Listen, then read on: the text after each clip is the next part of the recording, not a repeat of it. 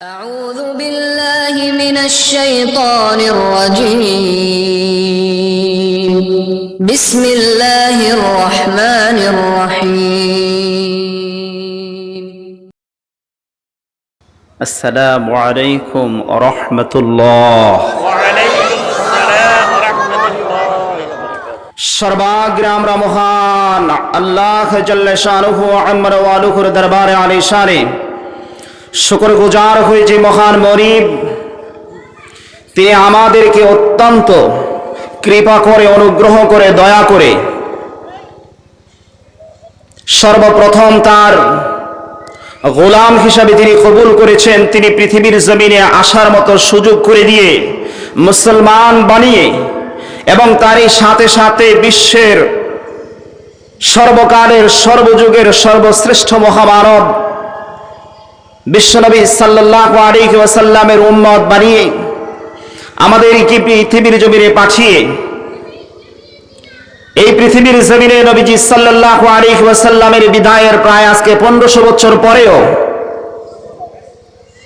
বাংলার প্রত্যন্ত অঞ্চলে এই জরাজীর্ণ এই এলাকার মধ্যে আজকে সেই সুদূর মদিনায় নাজিল হওয়া কোরআনকে নিয়ে তাফসীরুল কোরআন মাহফিলে আমাদেরকে আল্লাহ পাক উপস্থিত হওয়ার মতো সমবেত হওয়ার মতো সেই সুযোগ সেই তৌফিক আমাদেরকে দিয়েছেন এবং তারই সাথে সাথে বিশ্ব মানবতার মুক্তির মহান দিশারি, বিশ্ব মানবতার মূর্ত পথিক, বিশ্ব শান্তির অগ্রদূত, বিশ্ব মানবতার মহান শিক্ষক, সর্বকালের সর্বযুগের সর্বশ্রেষ্ঠ মহামানব নবিয়ে দু জাহান নবিউল আরব ওয়াল আজম সাহেবে কাবা ও কাওসাইন সাহেবে কামলিওয়ালা সাহেবে কুরআন সাহেবে মেরাজ নবী মুহাম্মদুর রাসূলুল্লাহ সাল্লাল্লাহু আলাইহি ওয়াসাল্লামের উপরে কয়েক মরতবা দুরূদ পাঠ করার তৌফিক দান করলেন।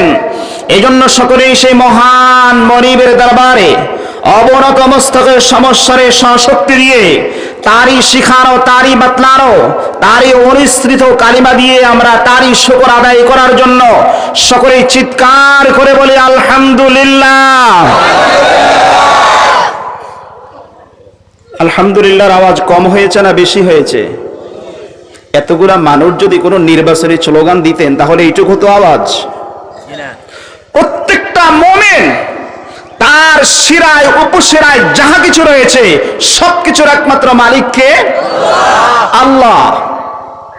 আর এই আল্লাহ যখন বলবে মুমিন তার অন্তর থেকে আল্লাহ শব্দটা বেরিয়ে আসবে। যখন অন্তর থেকে বেরিয়ে আসবে তখন স্পিরিটে আসবে এই নিমিত্তে যে আমি আমার মহান রবকে একমাত্র খুশি করার জন্য। ঠিক কিনা জোরে বলেন?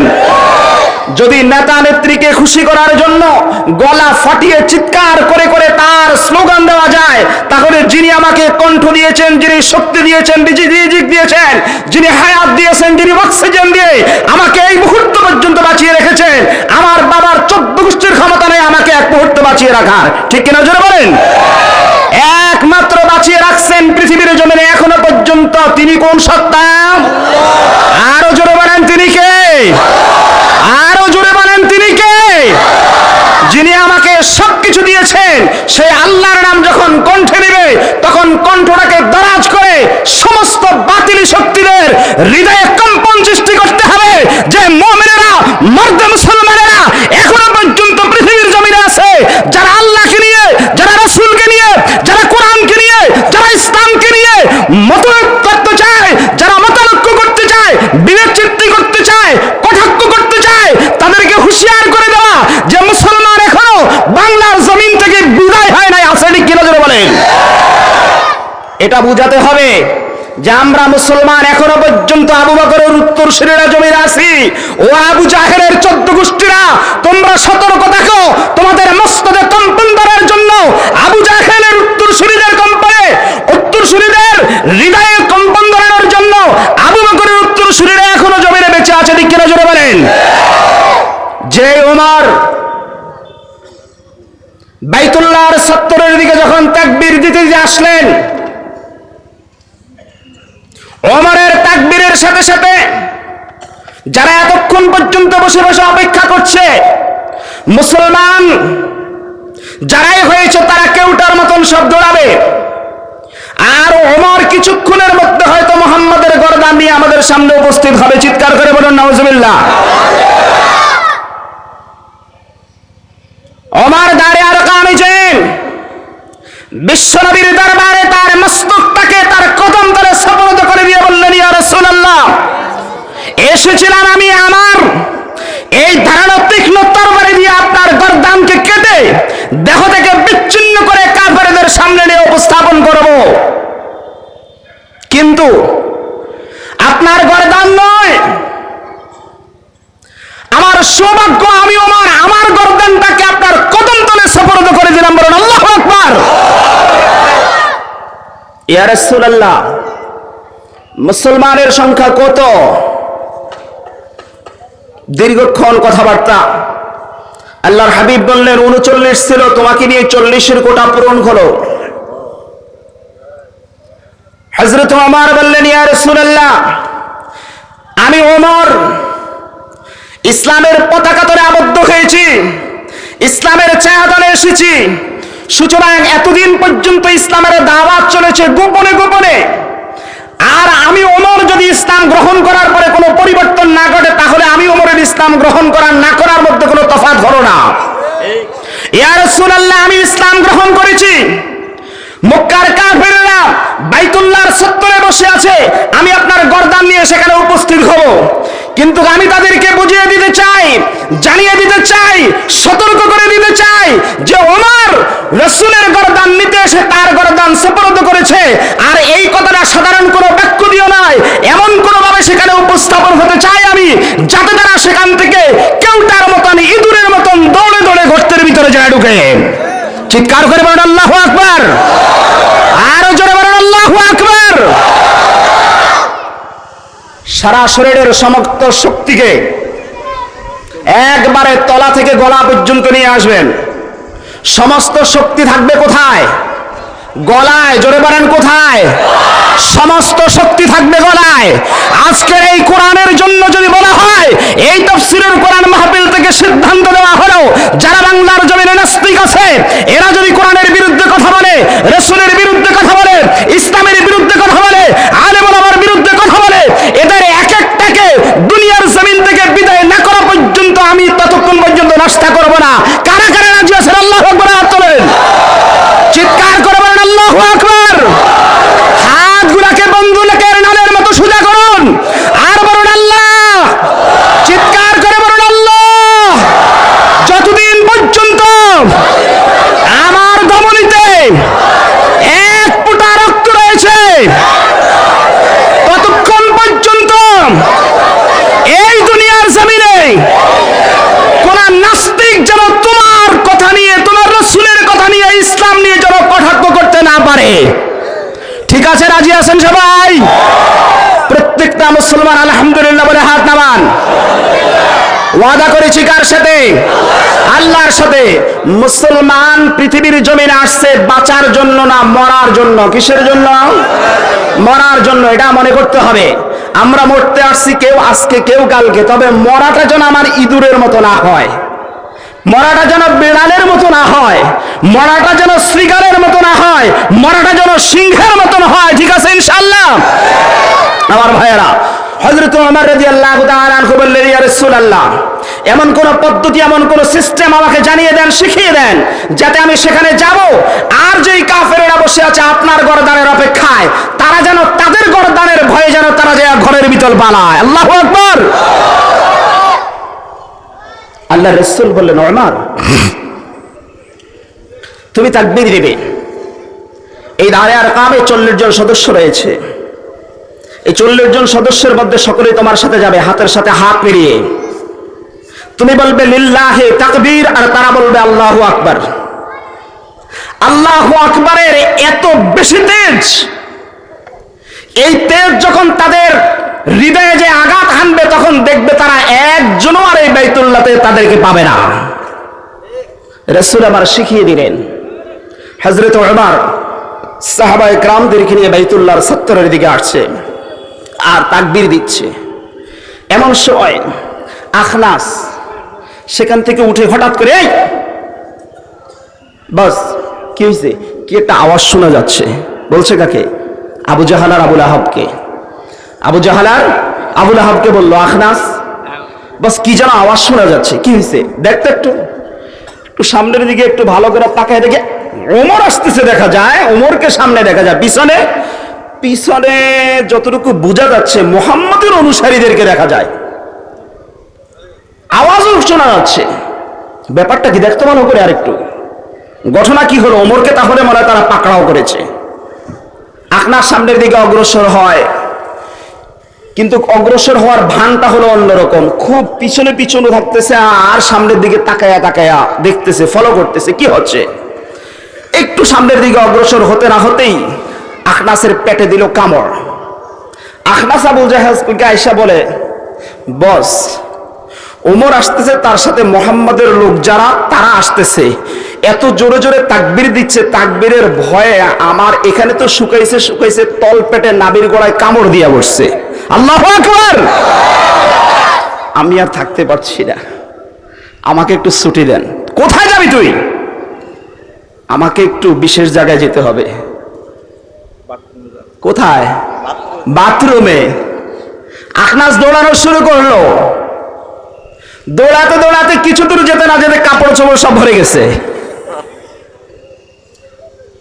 আবু জাহেলকে অবস্থা তো বেগতিক দেখা যায়, সামনের দিকে নিজে একটু অগ্রসর হয়ে দেখতেছে, বাকিরা বসাচ্ছে, বস আপনি বসেন, আপনি বসেন, আপনি অগ্রসর হয়েন না, আমরা দেখতেছি কি। যেটাই সামনের দিকে যায় এটাই আবু জাহেলের কাছে এসে বলে আমি একটু যাই। তার মানে কলিজাও শুকায়া যাচ্ছে, তলপেটাও কামড় দিচ্ছে। একটা দুইটা করে যাইতে যাইতে এখন শুধু আবু জাহেল আর আবুল আহাব হয়ে রইছে। ওরা চিন্তা করলো ওকে যে ক্ষিপ্র গতিতে আসতেছে ওমর, এই ক্ষিপ্র গতিতে যদি তোমাকে আর আমারে যদি পায় তাহলে নিঃসন্দেহে মুহাম্মদের জন্য যে তরবারি নিয়ে গেছে এই তরবারি তোমাকে আর আমাকে দিয়ে সাঙ্গ করবে। আল্লাহু আকবার! পালানো শুরু করলো, দুইজন দৌড়াচ্ছে। স্বাভাবিক তো পোলাপান যখন দৌড়ায় তখন বিষয়টা একরকম, কিন্তু মুরব্বীরা যখন দৌড়ায় তখন একদিকে লুঙ্গি ধরে আরেকদিকে ফেসায়া পড়ে, লোকজন তাকায়া থাকে, ঘটনা কেমন করতেছে কেন। এখন যে দেখতেছে সে কি হয়েছে ব্যাপারটা কি, আরে পরে বলবো, জীবন বাঁচাই আগে। ওমর আসতেছে, ওমর আসতেছে তো অসুবিধা কি? ওমর এমন কালিমা নিয়ে এমন তাকবীর দিতে ধ্বনি দিতে বাইতুল্লাহর চত্বরের দিকে আসতেছে, ওমরের তাকবীরের ধ্বনির সাথে সাথে কলিজা শুকিয়ে পুরা কাষ্ট হয়ে যাচ্ছে। আল্লাহু আকবার! ওমর বাইতুল্লাহর চত্বরে এসে দেখে এতক্ষণ পর্যন্ত যারা বসে বসে রসালো রসালো মিষ্টি মিষ্টি আলাপ করতেছে, মুহাম্মদকে পৃথিবী থেকে শেষ করে দিবে, তার গর্দান নিয়ে আসার জন্য প্ল্যান প্রোগ্রাম চলছে। এতক্ষণ পর্যন্ত যারা এই ধরনের কথাবার্তা বলছে, এইরকম এখনো চলে পৃথিবীতে, এইরকম এখনো কি চলে পৃথিবীতে। কিভাবে আলেম ওলামাদেরকে, কিভাবে ইসলাম ওয়ালাদেরকে, কিভাবে কোরআন ওয়ালাদেরকে ধ্বংস করা যাবে, নস্যাৎ করা যাবে, এই ধরনের পরিকল্পনা চলে কিনা? চলে। এমন একটি সময় আসবে যেই সময় তাদের এই সমস্ত পরিকল্পনা সব ভেস্তে যাবে, আল্লাহর পক্ষ থেকে গজবের অপেক্ষা শুধু ঠিক কিনা জোরে বলেন। গজব তো আল্লাহর পক্ষ থেকে আসবে, তবে আমাদেরও কিছু করণীয় আছে, আছে না? অবশ্যই করণীয় আছে, সেটাও করতে হবে। কি করতে হবে সে আলোচনায় আসছে সামনে ইনশাআল্লাহ। হযরত ওমর ঘোষণা দিলেন, কে কোথায় আছো তোমরা? দুর্ভাগ্য আমাদের না তোমার তা জানি না, আমার না তোমাদের তা জানি না। গিয়েছিলাম আমি মুহাম্মাদের গর্দান নিয়ে আসার জন্য, কিন্তু আমার গর্দান মুহাম্মাদের কদম তলে সফরদ করে দিয়ে আসলাম। এখন আমি মুহাম্মাদের অনুসারী, এখন আমি একত্ববাদের অনুসারী, আমি ওমর ইসলাম গ্রহণ করেছি। ও মক্কার কুফারেরা, ও মক্কার মুশরিকেরা, তোমাদের মধ্যে কে আছো আমি ওমরের সামনে এসে প্রতিবাদ করবে? যদি এমন কোন মায়ের সন্তান থাকো তাহলে আমার সামনে আসো, অবশ্যই তোমার সাথে আমার সাথে মোকাবেলা হবে। এমন কোন মা যদি থাকো তোমার সন্তানকে তুমি এখানে পাঠিয়ে তোমার সন্তানের জন্য তোমার বুক খালি করবে, তাহলে সন্তানকে পাঠাও। এমন কোন বাবা যদি থাকো তোমার সন্তানদেরকে এতিম করবে, তাহলে তুমি আসো। এমন কোন স্বামী যদি থাকো তোমার স্ত্রীকে বিধবা করবে, তাহলে আমার সামনে আসো। এমন কোন বোন যদি থাকো তোমার ভাইকে আমার সামনে পাঠাবে, তোমার বুকটা খালি করবে, ভাইয়ের জন্য হাহাকার করবে, তাহলে তোমার ভাইকে আমার সামনে পাঠাও। একটা কেউ তার বাচ্চা ওমরের সামনে আসতে পারে নাই। আল্লাহু আকবার!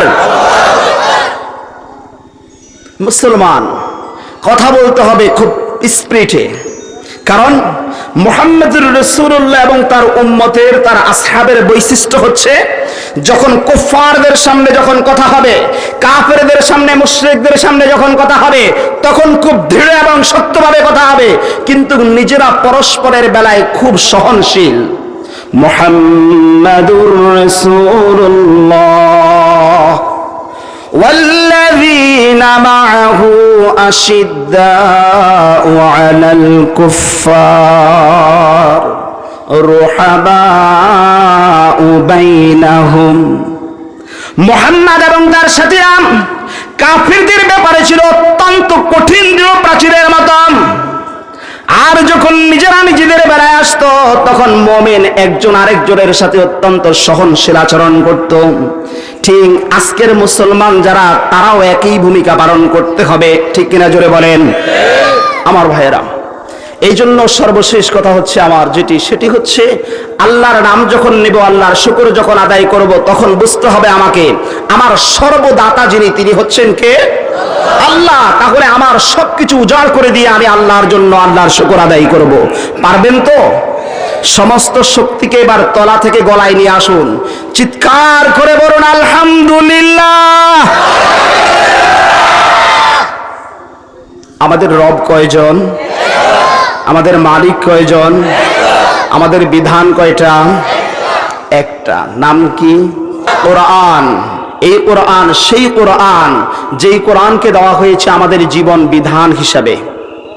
যদি নামাজে পড়ার জন্য কোরআন নাজিল হতো তাহলে আলহামদু থেকে আলাম তারা পর্যন্ত যথেষ্ট ছিল, কি বলেন ঠিক কিনা? 30টা পারা 30টা ভলিউমের কোনো প্রয়োজন ছিল না।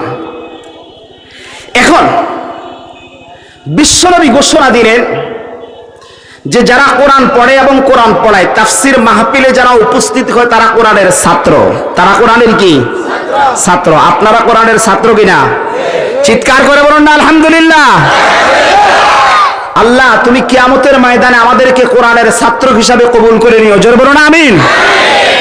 রাজি আছেন সবাই? আলহামদুলিল্লাহ। যারা কোরআনের ছাত্র, যারা কোরআন পড়ে এবং পড়ায়, বিশ্বনবী ইরশাদ করেন খায়রুকুম মান তাআল্লামাল কুরআনা ওয়া আল্লামাহ। তোমাদের মধ্যে, তার মানে এই উম্মতের মধ্যে শ্রেষ্ঠ তারা যারা কোরআন মাজিদ শিক্ষা করে এবং শিক্ষা দেয়। এখন আপনারা শিক্ষা করতেছেন, আপনারা উত্তম কি উত্তম না? জোরে বলেন উত্তম কি উত্তম না? উত্তম। ঘোষণা দিয়েছে কে? আল্লাহর রাসূল। তার মধ্যে কোনো সন্দেহ আছে? নাই। কিন্তু ব্যাপার কিছু আছে। আল্লাহর হাবিবের কথার মধ্যে, পয়গম্বরের কথার মধ্যে কোনো সন্দেহ নাই। এখন রাত্রি নিঘোষ কালো, এখন চাঁদের আলো আছে, সূর্যের আলো নাই। এখন সূর্যের আলো আছে, দিনের আলো, রাতের আলো নাই। চন্দ্র নাই, সূর্য আছে, আমার সামনে লাইট জ্বলছে। এর মধ্যে সন্দেহ থাকতে পারে, কিন্তু আল্লাহর হাবিব পয়গম্বর যে কথাটা বলেছেন তার মধ্যে কোনো সন্দেহ নাই। এখন তারা যদি শ্রেষ্ঠ হয়ে থাকে, যাদের উপর কোরআন নাজিল হয়েছে, যারা কোরআন পড়বে, যারা কোরআন পড়াবে, এই কথার আলোকে যদি আমরা আলোকপাত করতে যাই তাহলে দেখি পৃথিবীর জমিনে আজকে কোরআনওয়ালারা সম্মানিত নয়, তারা লাঞ্ছিত। ঠিক কিনা জোরে বলেন? যার হাতে কোরআন আছে, যার হাতে কোরআন রয়েছে, যেই ব্যক্তি কোরআন পড়ে, কোরআন তেলাওয়াত করে, তাকেই আজকে বলা হয় মৌলবাদ, জঙ্গিবাদ, সন্ত্রাস। ঠিক কিনা বলেন? কিন্তু আসলে কি মুসলমানরা, কোরআনওয়ালারা কি জঙ্গিবাদ, সন্ত্রাস? বুঝে শুনে জবাব দিবেন। কিন্তু আসুন, বিশ্বনবী সাল্লাল্লাহু আলাইহি ওয়াসাল্লামের কথার সাথে বর্তমানের সাথে কি মিল রয়েছে, আসলে বাস্তবতার সাথে কি? প্রথমত আমরা শ্রেষ্ঠ আসলে কিনা? ফেরেশতাদের মধ্যে কত ফেরেশতা রয়েছে একমাত্র তার গণনাটা আল্লাহ পাক রব্বুল আলামিন ব্যতিরেকে পৃথিবীর কোনো মানুষ জানে না। তবে ফেরেশতার মধ্যে 4 জন ফেরেশতা রয়েছে যারা সমস্ত ফেরেশতার উপরে সম্মানিত। জিবরাইল, মিকাইল, ইসরাফিল, আজরাইল। কয়জন? 4 জন। হুজুর আসবে এখানে, আপনাদের সেখানে চাওয়ার দরকার নাই, সেদিকে তাকানোর প্রয়োজন নাই। আর যদি বলেন আমাকে ছেড়ে দিতে, আমি ছেড়ে দিব, কি বলেন নাকি? তাহলে কয়জন ফেরেশতা বলো? চারজন ফেরেশতা। এই চারজন ফেরেশতার মধ্যে একজন ফেরেশতা রয়েছে, নাম হচ্ছে জিবরাইল। নাম হচ্ছে জিবরাইল। কেন জিবরাইল সমস্ত ফেরেশতার মধ্যে শ্রেষ্ঠ ফেরেশতা হলেন? এই জিবরাইল ফেরেশতার মাধ্যমে বিশ্বনবীর কাছে 24,000 বার লোহে মাহফুজ থেকে কোরআনুল কারীমের মেসেজ দিয়ে আল্লাহর হাবিবের কাছে আল্লাহ পাঠিয়েছেন। বলুন সুবহানাল্লাহ। আর এই জন্য জিবরাইল সমস্ত ফেরেশতাদের মধ্যে শ্রেষ্ঠ। নাজিল হলো কার উপরে? মুহাম্মদুর রাসূলুল্লাহর উপরে। যখন মুহাম্মদের উপরে কোরআন নাজিল হয়, তার পূর্ব পর্যন্ত তিনি ছিলেন মুহাম্মদ ইবনে আব্দুল্লাহ। যখন তার উপরে কোরআন নাজিল হওয়া শুরু হয়ে গেল, তখন তিনি হয়ে গেলেন পৃথিবীর মানুষের কাছে মুহাম্মদুর রাসূলুল্লাহ। তিনি হয়ে গেলেন সমস্ত মানুষের নেতা নয়, সমস্ত আম্বিয়া ইকরামের সরদার। সুবহানাল্লাহ। হলো মক্কায় যারা গিয়েছেন, একটু আগে খতিব সাহেব আলোচনা করতেছিল, মক্কা মুকাররমা মদিনা মুনাওয়ারার আলোচনা চলছিল, অনেক ভালো লাগছিল। মক্কায় মুআজ্জামায় হুজ্জাজ ইকরাম যখন যায়, মক্কায় লক্ষ লক্ষ পাহাড় রয়েছে। লক্ষ লক্ষ পাহাড়, কোন ব্যক্তি 10 টাকা না 5টা রিয়াল খরচ করার জন্য কোথাও যায় না। কিন্তু জাবালে নূর, হেরা গুহা দেখার জন্য হুজ্জাজ ইকরাম টাকা খরচ করে সেখানে যায়। উপরে উঠে তখন হাঁটু শুকিয়ে আসে, 2 রানের গোড়া ফুলে যায়। আমি 2005 সালে উঠেছিলাম, 2.5 ঘন্টা সময় গিয়েছে আমার। এই গারে হেরা এতগুলা পাহাড়ের মধ্য থেকে শ্রেষ্ঠ পাহাড় হলো, তার কারণ হচ্ছে কয়টা?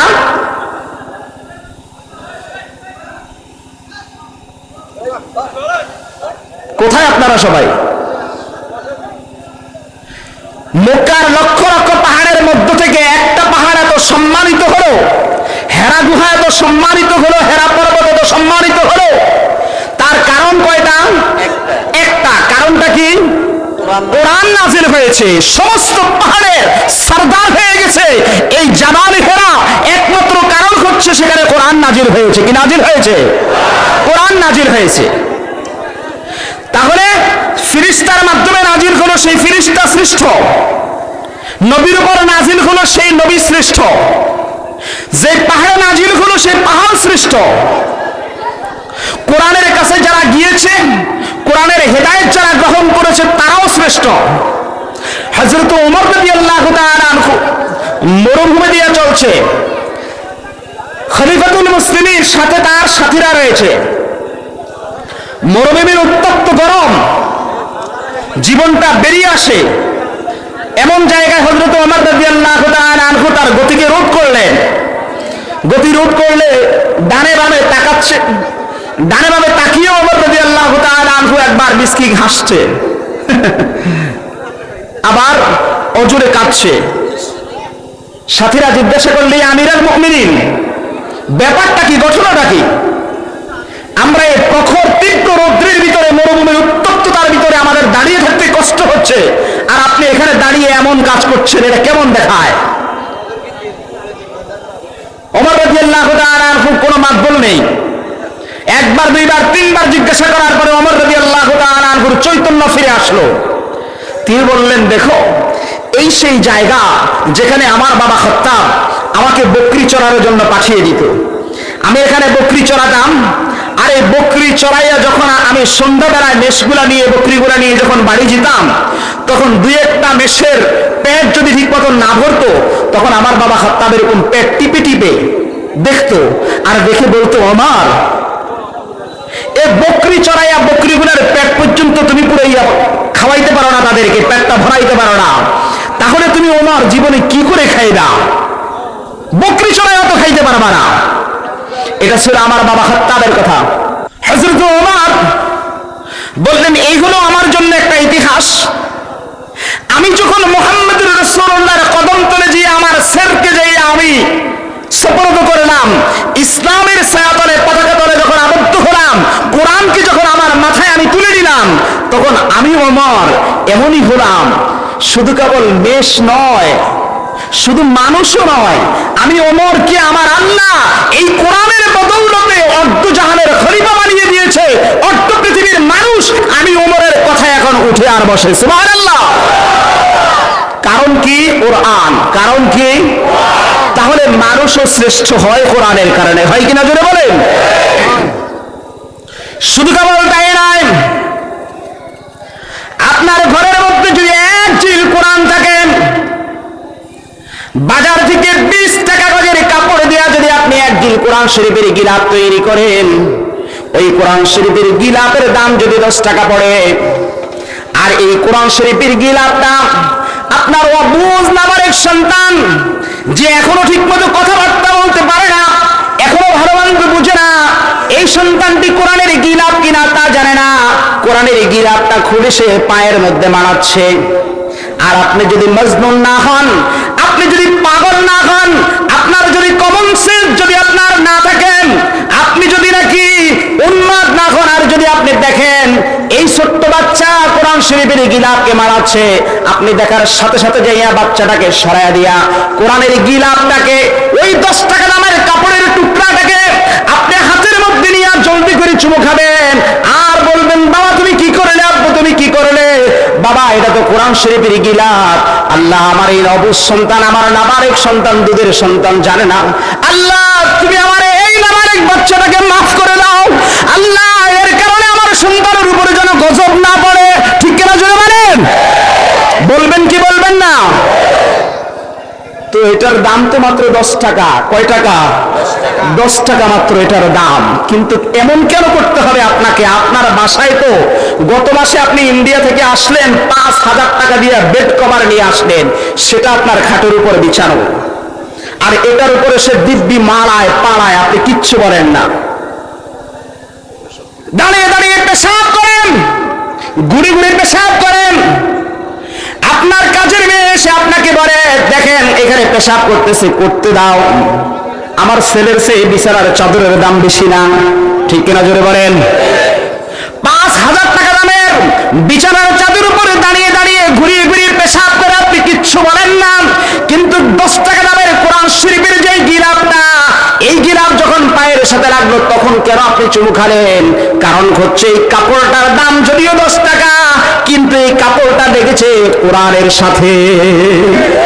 কার সাথে লাগছে? কোরআনের সাথে। কোরআনের সাথে লাগার কারণে এই কাপড়ের মূল্য বেড়ে গেছে, দাম বেড়ে গেছে। শুধু কেবল তাই নয়,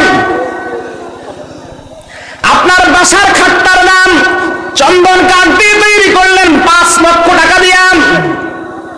এমন খাট যেই খাটের মধ্যে আপনার ছেলে লাথি মারে, উস্টা মারে, এই খাটের মধ্যে বাড়ি মারে, কিচ্ছু বলেন না।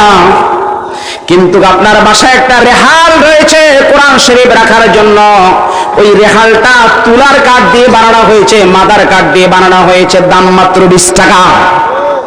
দাম মাত্র রেহালটা 20 টাকা মাত্র দাম। আপনি দেখলেন আপনার ছোট্ট বাচ্চাটা এই কোরআন শরীফের রেহালটাকে নিয়ে এইরকম করতেছে, এই দিক মারে ওই দিক মারে, একটু পরে পা দেয়। আপনি হঠাৎ করে দেখলেন আপনার ছোট্ট বাচ্চাটার সামনে রেহালটার সেটার মধ্যে পা দিয়ে ফেলছে, বুঝে না জানে না, সাথে সাথে ছোট্ট বাচ্চাটাকে ধাক্কা দিয়ে সরাইয়া রেহালটাকে জলদি করে নিয়ে বুকের সাথে লাগাচ্ছেন। বাচ্চাকে কোলে নিয়ে রেহালটা তাকে বলেন, চুমা দাও আব্বু চুমা দাও। এটা আল্লাহর কোরআনের রেহাল, এই রেহালের মধ্যে পা লাগানো যায় না, এটা কোরআনের সাথে লাগছে কিনা জোরে বলেন? আপনারা মনে হয় করেন না, করেন। কারণ কি? কারণ হচ্ছে এই 20 টাকা দামের কাঠের টুকরা লাগছে কোরআনের সাথে। 20 টাকা দামের কাঠের টুকরা কোরআনের সাথে লাগার কারণে যদি কোরআনের কারণে ওই 20 টাকার কাঠের টুকরাটা দামি হয়ে যেতে পারে, 15 টাকা 10 টাকা দামের কাপড় যদি নাকি কোরআনের সাথে লাগার কারণে সেটা মূল্যবান হয়ে যেতে পারে, তাহলে বিশ্বনবীর কথা অনুযায়ী যারা কোরআন শিক্ষা করবে এবং যারা কোরআন শিখবে, যারা কোরআন শিক্ষা দিবে এবং শিখবে, তারা কি দামি হবে কি হবে না? জোরে বলেন, জোরে বলেন। তারা দামি কি দামি না? কাঠের টুকরা যদি দামি হতে পারে, কাপড়ের টুকরা যদি দামি হতে পারে, পাহাড় যদি দামি হতে পারে, ফেরেশতা যদি দামি হতে পারে, তাহলে যে মানুষ কোরআনের সাথে সম্পৃক্ত হবে তারা দামি হবে কিনা? জোরে বলেন। আপনি আপনারা দামি কি দামি না? নিঃসন্দেহে দামি, এতে কোনো সন্দেহ। যেহেতু খায়রুকুম মান তাআল্লামাল কুরআনা ওয়া আল্লামা। আমার বন্ধুরা আসুন, কিন্তু এই দামি মানুষগুলা যারা বিশ্বনবীর ঘোষিত দামি, এদেরকে পৃথিবীর জমিনে বর্তমানে টেরর হিসাবে চিহ্নিত করা হচ্ছে, এদেরকে মৌলবাদ হিসাবে, সন্ত্রাস হিসাবে চিহ্নিত করা হচ্ছে, জঙ্গিবাদ হিসাবে চিহ্নিত করা হচ্ছে। বর্তমানে যদি কোনো ব্যক্তি জানে আমার ভিতরে কোরআন আছে, তারপরও সে বলে না ভাই আমি আসলে কিছু জানি না, কারণ হচ্ছে যদি এই কোরআনের কারণে আমাকে সন্ত্রাস বলে। অনেকের ঘরের থেকে কোরআনের আয়াত লিপিবদ্ধ আছে, এমন ধরনের বইগুলাকে নিয়ে বিভিন্ন জায়গায় সরায়া রাখতেছে, ঠিক কিনা জোরে বলেন? যারা কোরআনের আয়াত লিপিবদ্ধ বইগুলোকে তারা এইভাবে সরানোর জন্য বাধ্য করছে, এই সমস্ত বইয়ের কারণে গ্রেফতার করে লাল দাঁড়ারে নিক্ষেপ করছে, ওরা তো ওই বইকে আসলে বইয়ের কারণে করছে না, এই কোরআনটাকেই তারা উঠিয়ে দেওয়ার জন্য পায়তারা শুরু করছে, ঠিক কিনা জোরে বলেন? কারণ কোরআনের আয়াত লিপিবদ্ধ, জিহাদের আয়াত লিপিবদ্ধ যদি নাকি বইকে যদি তারা দেখে গ্রেফতার করে, তাহলে আমার ঘরে কোরআন রয়েছে, এই কোরআন দেখে তারা কি করবে? নিঃসন্দেহে অদূর ভবিষ্যতে কোরআনের কারণেও গ্রেফতার শুরু হবে, ঠিক কিনা বলেন? কোন ধরনের বই রাখা যাবে, কোন ধরনের বই রাখা যাবে না, এই ধরনের একটা তালিকা দিয়ে দাও, আমরা অন্যান্য বই রাখবো না। যদি সাহস থাকে তাহলে বলো, কোরআনকে যদি রাখতে যদি আমাদের অসুবিধা হয় তাহলে বলো কোরআন রাখা যাবে না, দেখা হবে তোমাদের সাথে মাঠে ময়দানে ইনশাআল্লাহ, ঠিক কিনা জোরে বলেন? যদি কোনো শকুনের দৃষ্টি পড়ে এই কোরআনের প্রতি, তাহলে শকুনের চুপ উপড়ে ফেলা হবে, তারপরেও আমার এই প্রিয় কোরআন পৃথিবীর জমিনে থাকবে, ঠিক কিনা বলেন? সারা পৃথিবীর ইহুদিরা, নাসারারা যারা যথেষ্ট পরিমাণ কোরআন গবেষণা করে, তারা যথেষ্ট পরিমাণ কোরআন গবেষণা করে, কোরআন গবেষণা করতে করতে তারা দেখলো যে মুসলমানরা সম্ভ্রান্ত হচ্ছে, তারা ভদ্র হচ্ছে, নামাজ পড়তেছে, মা বাবার কথা শুনে, বড়জনকে দেখলে সম্মান করে, ইজ্জত করে, আলেম ওলামাদেরকে সম্মান করে, মা বাবার আনুগত্য হয়, রাস্তাঘাটে এখানে সেখানে আমরা কুকুরগুলার মতন জেনায় লিপ্ত হয় না, বেবিচারে লিপ্ত হয় না, অসভ্য জাতি আমরা, এই কথাটা তারা বলে। কারা বলে? মুসলমানেরা। কারা বলে? পশ্চিমাদেরকে এই কথাগুলো মুসলমানেরা বলে। সুতরাং কি কারণে এই মুসলমানরা এখনো পর্যন্ত সভ্য রয়েছে, কি কারণে এই মুসলমানরা এখনো পর্যন্ত আমাদের মতন অসভ্য হচ্ছে না, সেই কারণটা আমাদের উদ্ঘাটন করা প্রয়োজন। রিসার্চ করতে করতে তারা সিদ্ধান্ত নিলাম যে এই কোরআনের কারণেই তারা মূলত আসলে এখনো সম্ভ্রান্ত জাতি হিসাবে রয়েছে। সুতরাং যদি এই কোরআন তাদের থেকে সরিয়ে দেওয়া যায়, তাহলেই মূলত এই মুসলমানদেরকে সভ্য জাতি থেকে সরানো যাবে। মুসলমানরা যে সভ্য, এটা তাদেরকে এখান থেকে সরিয়ে ফেরানো যাবে কোরআন থেকে যদি তাদেরকে সরানো যায়। যেমন চিন্তা তেমন কাজ। কিন্তু চিন্তা ভাবনা করে সামনের দিকে যখন অগ্রসর হওয়া শুরু হলো, তখন তারা দেখলো যে এই কোরআনের মধ্যে কোনো পরিবর্তন ঘটানো যায় না, কারণ যিনি কোরআন নাজিল করেছে তিনি বলেছেন ইন্না নাহনু নাযালনার যিকরা ওয়া ইন্না লাহু লাহাফিজুন। নিশ্চয়ই কোরআনকে নাজিল করেছি আমি, আর কোরআনের হেফাজত করব আমি। তিনি কে? আল্লাহ। কিভাবে আল্লাহ কোরআনের হেফাজত করবেন? দেখেন আপনি, সারা পৃথিবীর জমিনে লক্ষ লক্ষ কোটি কোটি কোরআনের নস্খা রয়েছেন। এই কোরআনের নস্খাগুলোকে যদি কোনো ব্যক্তি জ্বালিয়ে দেয়, ভস্ম করে দেয়, তারপরেও পৃথিবীর জমিন থেকে কোরআন উঠাতে পারবে না। কারণ বর্তমান পৃথিবীর জমিনে একজন নয়, দুইজন নয়, 6.5 কোটি কোরআনের হাফেজ রয়েছে। আল্লাহু আকবার বলুন। 6.5 কোটি কোরআনের হাফেজ রয়েছে। এর মধ্যে 6 বছরের বাচ্চাও আছে, 90 বছর, 100 বছরের বৃদ্ধও আছে, ঠিক কিনা জোরে বলেন? যেই কোরআন আমাদেরকে সম্মানিত করেছে, যেই কোরআন আমাদেরকে ইজ্জতওয়ালা বানিয়েছে, এই কোরআনকে আজকে আমরা পিছনে ফেলে দিয়ে সামনে চলছি, যার কারণে আমরা এত অবহেলিত জাতি। 70টা রাষ্ট্রের সাথে প্রতিযোগিতা করে, প্রতিদ্বন্দ্বিতা করে বাংলাদেশ নাম্বার 1 প্রাইজ দিয়ে এই কোরআন তেলাওয়াত করে হেফজুল কোরআন প্রতিযোগিতায় ফার্স্ট হয়ে বাংলাদেশে এসেছে। তথাকথিত শ্রেণীবদ্ধি করিবদ্ধি ওই হিমালয় পর্বতের চড়াই উঠছে, ওই ক্লোজ আপ 1 নাম্বার 1 হয়েছে, এই জন্য তাদেরকে সরকারিভাবে সম্বর্ধনা দেওয়া হয়। কিন্তু আমার প্রিয় কোরআনকে নিয়ে 70টা মর্যাদা দেওয়া হয় নাই। ঠিক কিনা জোরে বলেন? বাংলাদেশের একটা প্রতিযোগী যদি বিশ্বের অন্য জায়গায় যাইয়া যদি কোনো প্রতিযোগিতায় অংশগ্রহণ করে, অলিম্পিকে এখানে সেখানে রাত দিন 24 ঘন্টা প্রচার করা হয়, কিন্তু বাংলাদেশে এত বড় সম্মান বয়ে আনলো, তাকে একটিবারের জন্য সরকার সম্মাননা দেয়নি। শুধু এই এক নাজমুস সাকিব নয়, প্রতি বছরে মনে হচ্ছে একটা ছেলে নাজমুস সাকিব এই গত রমজান মাসে লন্ডনের 27টা মসজিদে তারাবির নামাজ পড়িয়েছে। আমার দেশের সন্তানের আমার গর্ব। কিন্তু আরো দুই সাকিব আছে। আরো কয় সাকিব আছে? আরো দুই সাকিব আছে। এই দুই সাকিবকে নিয়ে কিন্তু যথেষ্ট মাতামাতি হয়, কিন্তু কোরআনের সাকিবকে নিয়ে মাতামাতি হয় না। বাকি দুই সাকিবকে জানেন তো? ওই দুই সাকিবকে নিয়ে যথেষ্ট মাতামাতি হয়, কোরআনের সাকিবকে নিয়ে কোনো মাতামাতি হয় না। আমার ভাইয়েরা, যেই কোরআন এত সম্মান এত ইজ্জত বয়ে আনছে আমাদের জন্য, সেই কোরআনকে আমাদের বুকে আমাদের সেনায় রাখতে দিচ্ছে না। এখন ইহুদিরা নাসারারা পরিকল্পনা করে যখন দেখলো যে এই কোরআনকে তাদের থেকে সরাইতে হবে, কিন্তু সরাইতে পারছি না, কারণ হাফেজে কোরআনদের সিনার মধ্যে এই কোরআন হেফাজত রয়েছে। অনেক মাহফিলে যখন যায় তখন দেখি ছোট্ট ছোট্ট বাচ্চা, তার মাথায় পাগড়ি পরাতে হয়, সে কোরআনে হাফেজ হয়ে গেছে। আলহামদুলিল্লাহ। আমার এত আনন্দ লাগে, ছোট্ট বাচ্চাটাকে জড়ায় ধরে কপালে চুমো দিই যে আল্লাহ, তার ভিতরে কি দিয়েছো তুমি?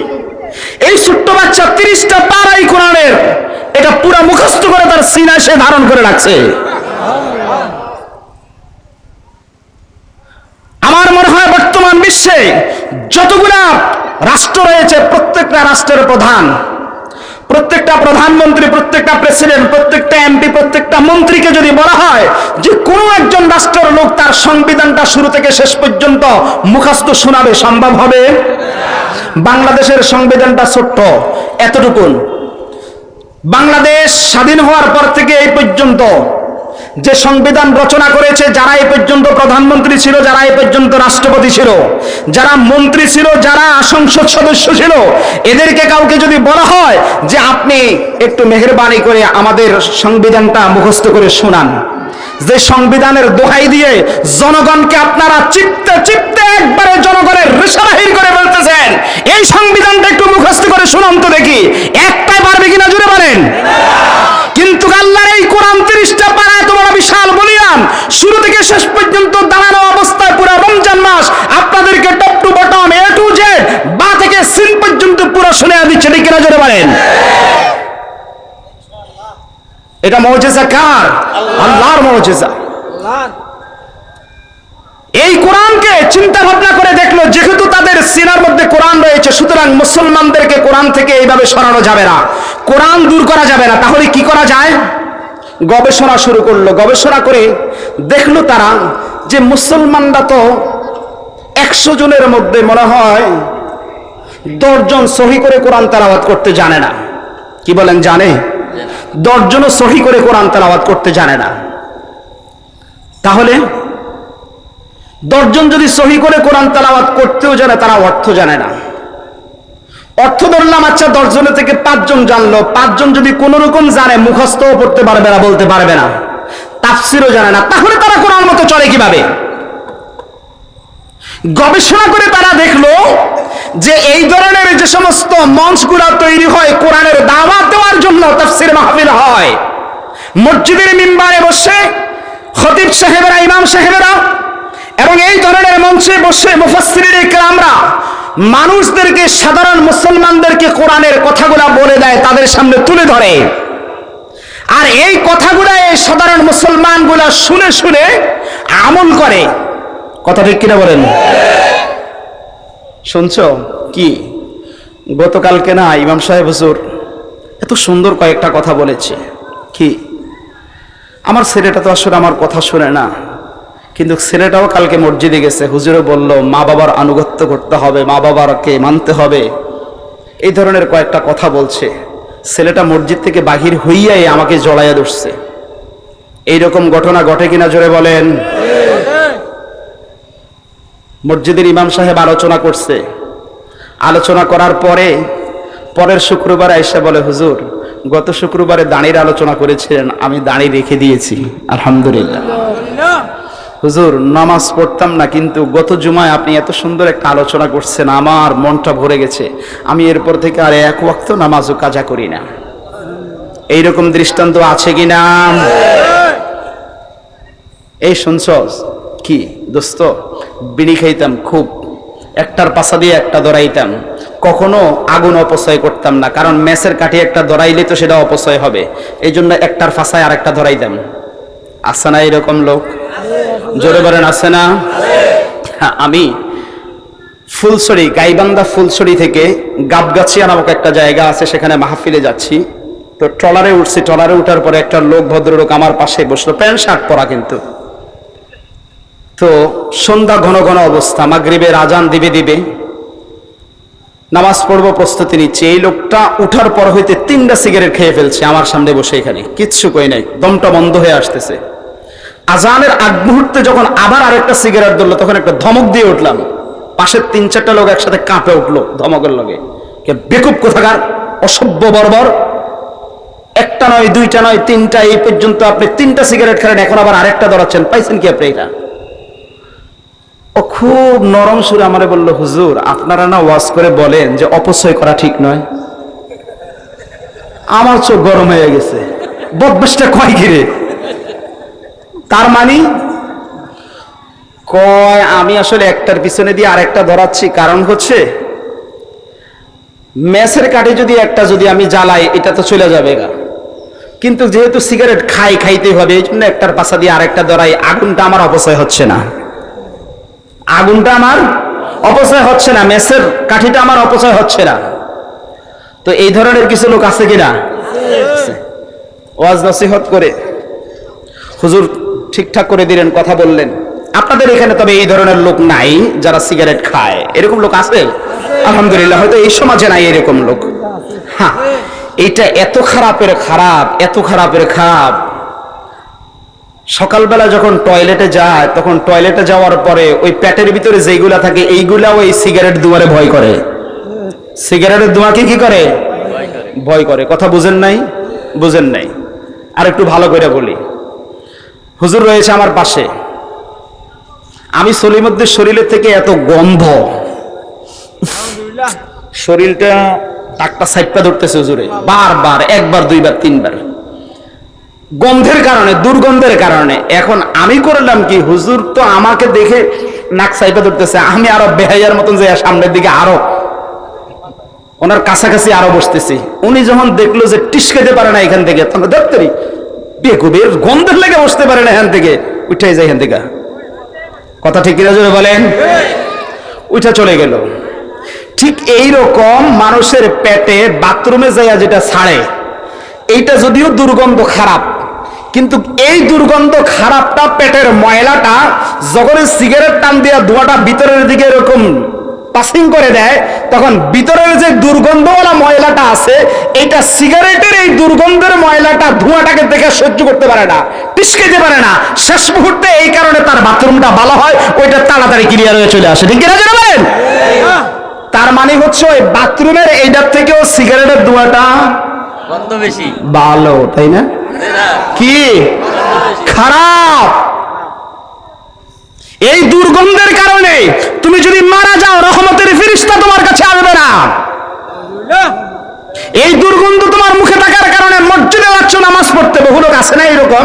আপনাদের এলাকায় নাই এরকম? দাড়িও আছে, মুখটা এখান থেকে বাঁকা হয়ে যায়, এমন টান মারে, আবার মাঝখানে ধরে টান মারে, এদিক ঢুকে যায়, আছে না এরকম? মাশাআল্লাহ, বহুত উন্নতি। এই ধরনের কিছু আছে, নামাজও পড়ে, আবার সিগারেটও টানে, বিড়িও টানে।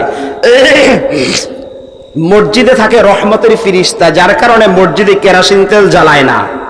মসজিদে থাকে রহমতের ফিরিস্তা, এই জন্য মসজিদে ধোঁয়া নিয়ে যায় না। মসজিদে থাকে রহমতের ফিরিস্তা, এই জন্য মসজিদের ভিতরে কোনো ব্যক্তি ঘাম নিয়ে, দুর্গন্ধ নিয়ে ঢুকে না। পেঁয়াজ খাইয়া মসজিদে ঢুকে না, মাকরুহ। কিন্তু যিনি সিগারেট খায়, তার গন্ধটা কেরোসিন তেল থেকে, পেঁয়াজের থেকে আর একটু ভালো। আসসালামু আলাইকুম ওয়া রাহমাতুল্লাহ। আপনার ডান পাশের লোকজন এই কোম্পানির ম্যানেজার। আল্লাহ রে, দমটা বন্ধ হয়ে আসতেছে, ঠিক না? জোরে বলেন। গাড়িতে ঘোড়াতে যখন উঠেন তখন এই সময় একটা লোক সিগারেট ধরাইলে খুব ভালো লাগে না? বিষের মতো লাগে। টাকা দিয়ে মোটামুটি এই বিষগুলা খাচ্ছে। তবে মোটামুটি একটা জিনিসের গ্যারান্টি আছে, সেটা হচ্ছে মরার আগে কয়েকটা জিনিস পেয়ে যাবে সে। অল্প বয়সে একটা হাতে লাঠি পেয়ে যাবে, চুল দাড়িগুলা তাড়াতাড়ি পাকবে, নাতি নাতকুর খুব তাড়াতাড়ি ছোট্ট ছোট্ট পোলাপান নানা দাদা হয়ে ডাকবে। এগুলো তার পুরস্কার সিগারেট খাওয়ার কারণে। বুঝে আসছে? চোর ঘরে চুরি করার জন্য সুযোগ পাবে না, কারণ হলো সারা এরকম আছে না? চা দোকানে বসে টানতেছে, এখান দিয়ে চা, এখান দিয়ে সিগারেট, কাশতে কাশতে দৌড়তে যায়, এরপর আরেক টান মারে। এইরকম এই এলাকায় নাই? যারা এই দুর্গন্ধ নিয়ে মৃত্যুবরণ করবে, তোমার মৌতের সময় রহমতের ফেরেশতা আসবে না, আসবে তোমার রূহ কবজ করার জন্য। তবে যেইটা আসবে ওইটা আসবে কুত্তার রূহ কবজ করার ফেরেশতা না, ঠিক না? বলেন। সুতরাং এই ধরনের কাজ থেকে, এখানেও কাজ থেকে আজকে এই মুহূর্তে কি আছে, একজন যুবককে চাইবো যে হুজুর নামাজ পড়ে আবার সিগারেট খাই, এই কারণে আমার এই পরিণতি, আমি আর এই সিগারেট খাবো না। একজন লোক শুধু কবল চাইবো। কে আছে যে হুজুর এই মুহূর্ত থেকে আমি সিগারেট খাওয়া থেকে?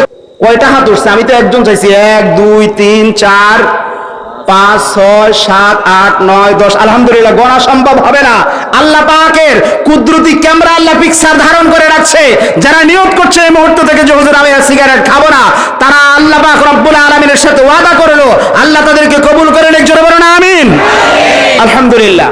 আসুন, যেই কথাটা বলতেছিলাম, আপনাদের খেয়াল আছে কোন কথা থেকে? কোরআনের কথা থেকে। সবাই যখন চিন্তা ভাবনা করলো তাহলে কি করা যায়, এখন গেল ইমাম সাহেবের কাছে। ইমাম সাহেব নসিহত করে করে খারাপ লোকগুলাকে ভালো বানায়। বাবা এসে বলল, হুজুর আমার ছেলেটা আমার কথা শুনে না, আমার ছেলেটা নামাজ পড়ে না, এই ধরনের কথা বলে যখন হুজুরের কাছে বলল, হুজুর 2 দিন পরে দেখলেন ওই ছেলেটা চা দোকানে ডাক দিয়ে কাছে আনলো, এনে বলল, বাবা তোমাকে না অনেক সুন্দর, তুমি অনেক দেখতে শুনতে সুন্দর, সবকিছু ভালো, আমার কথা শোনো।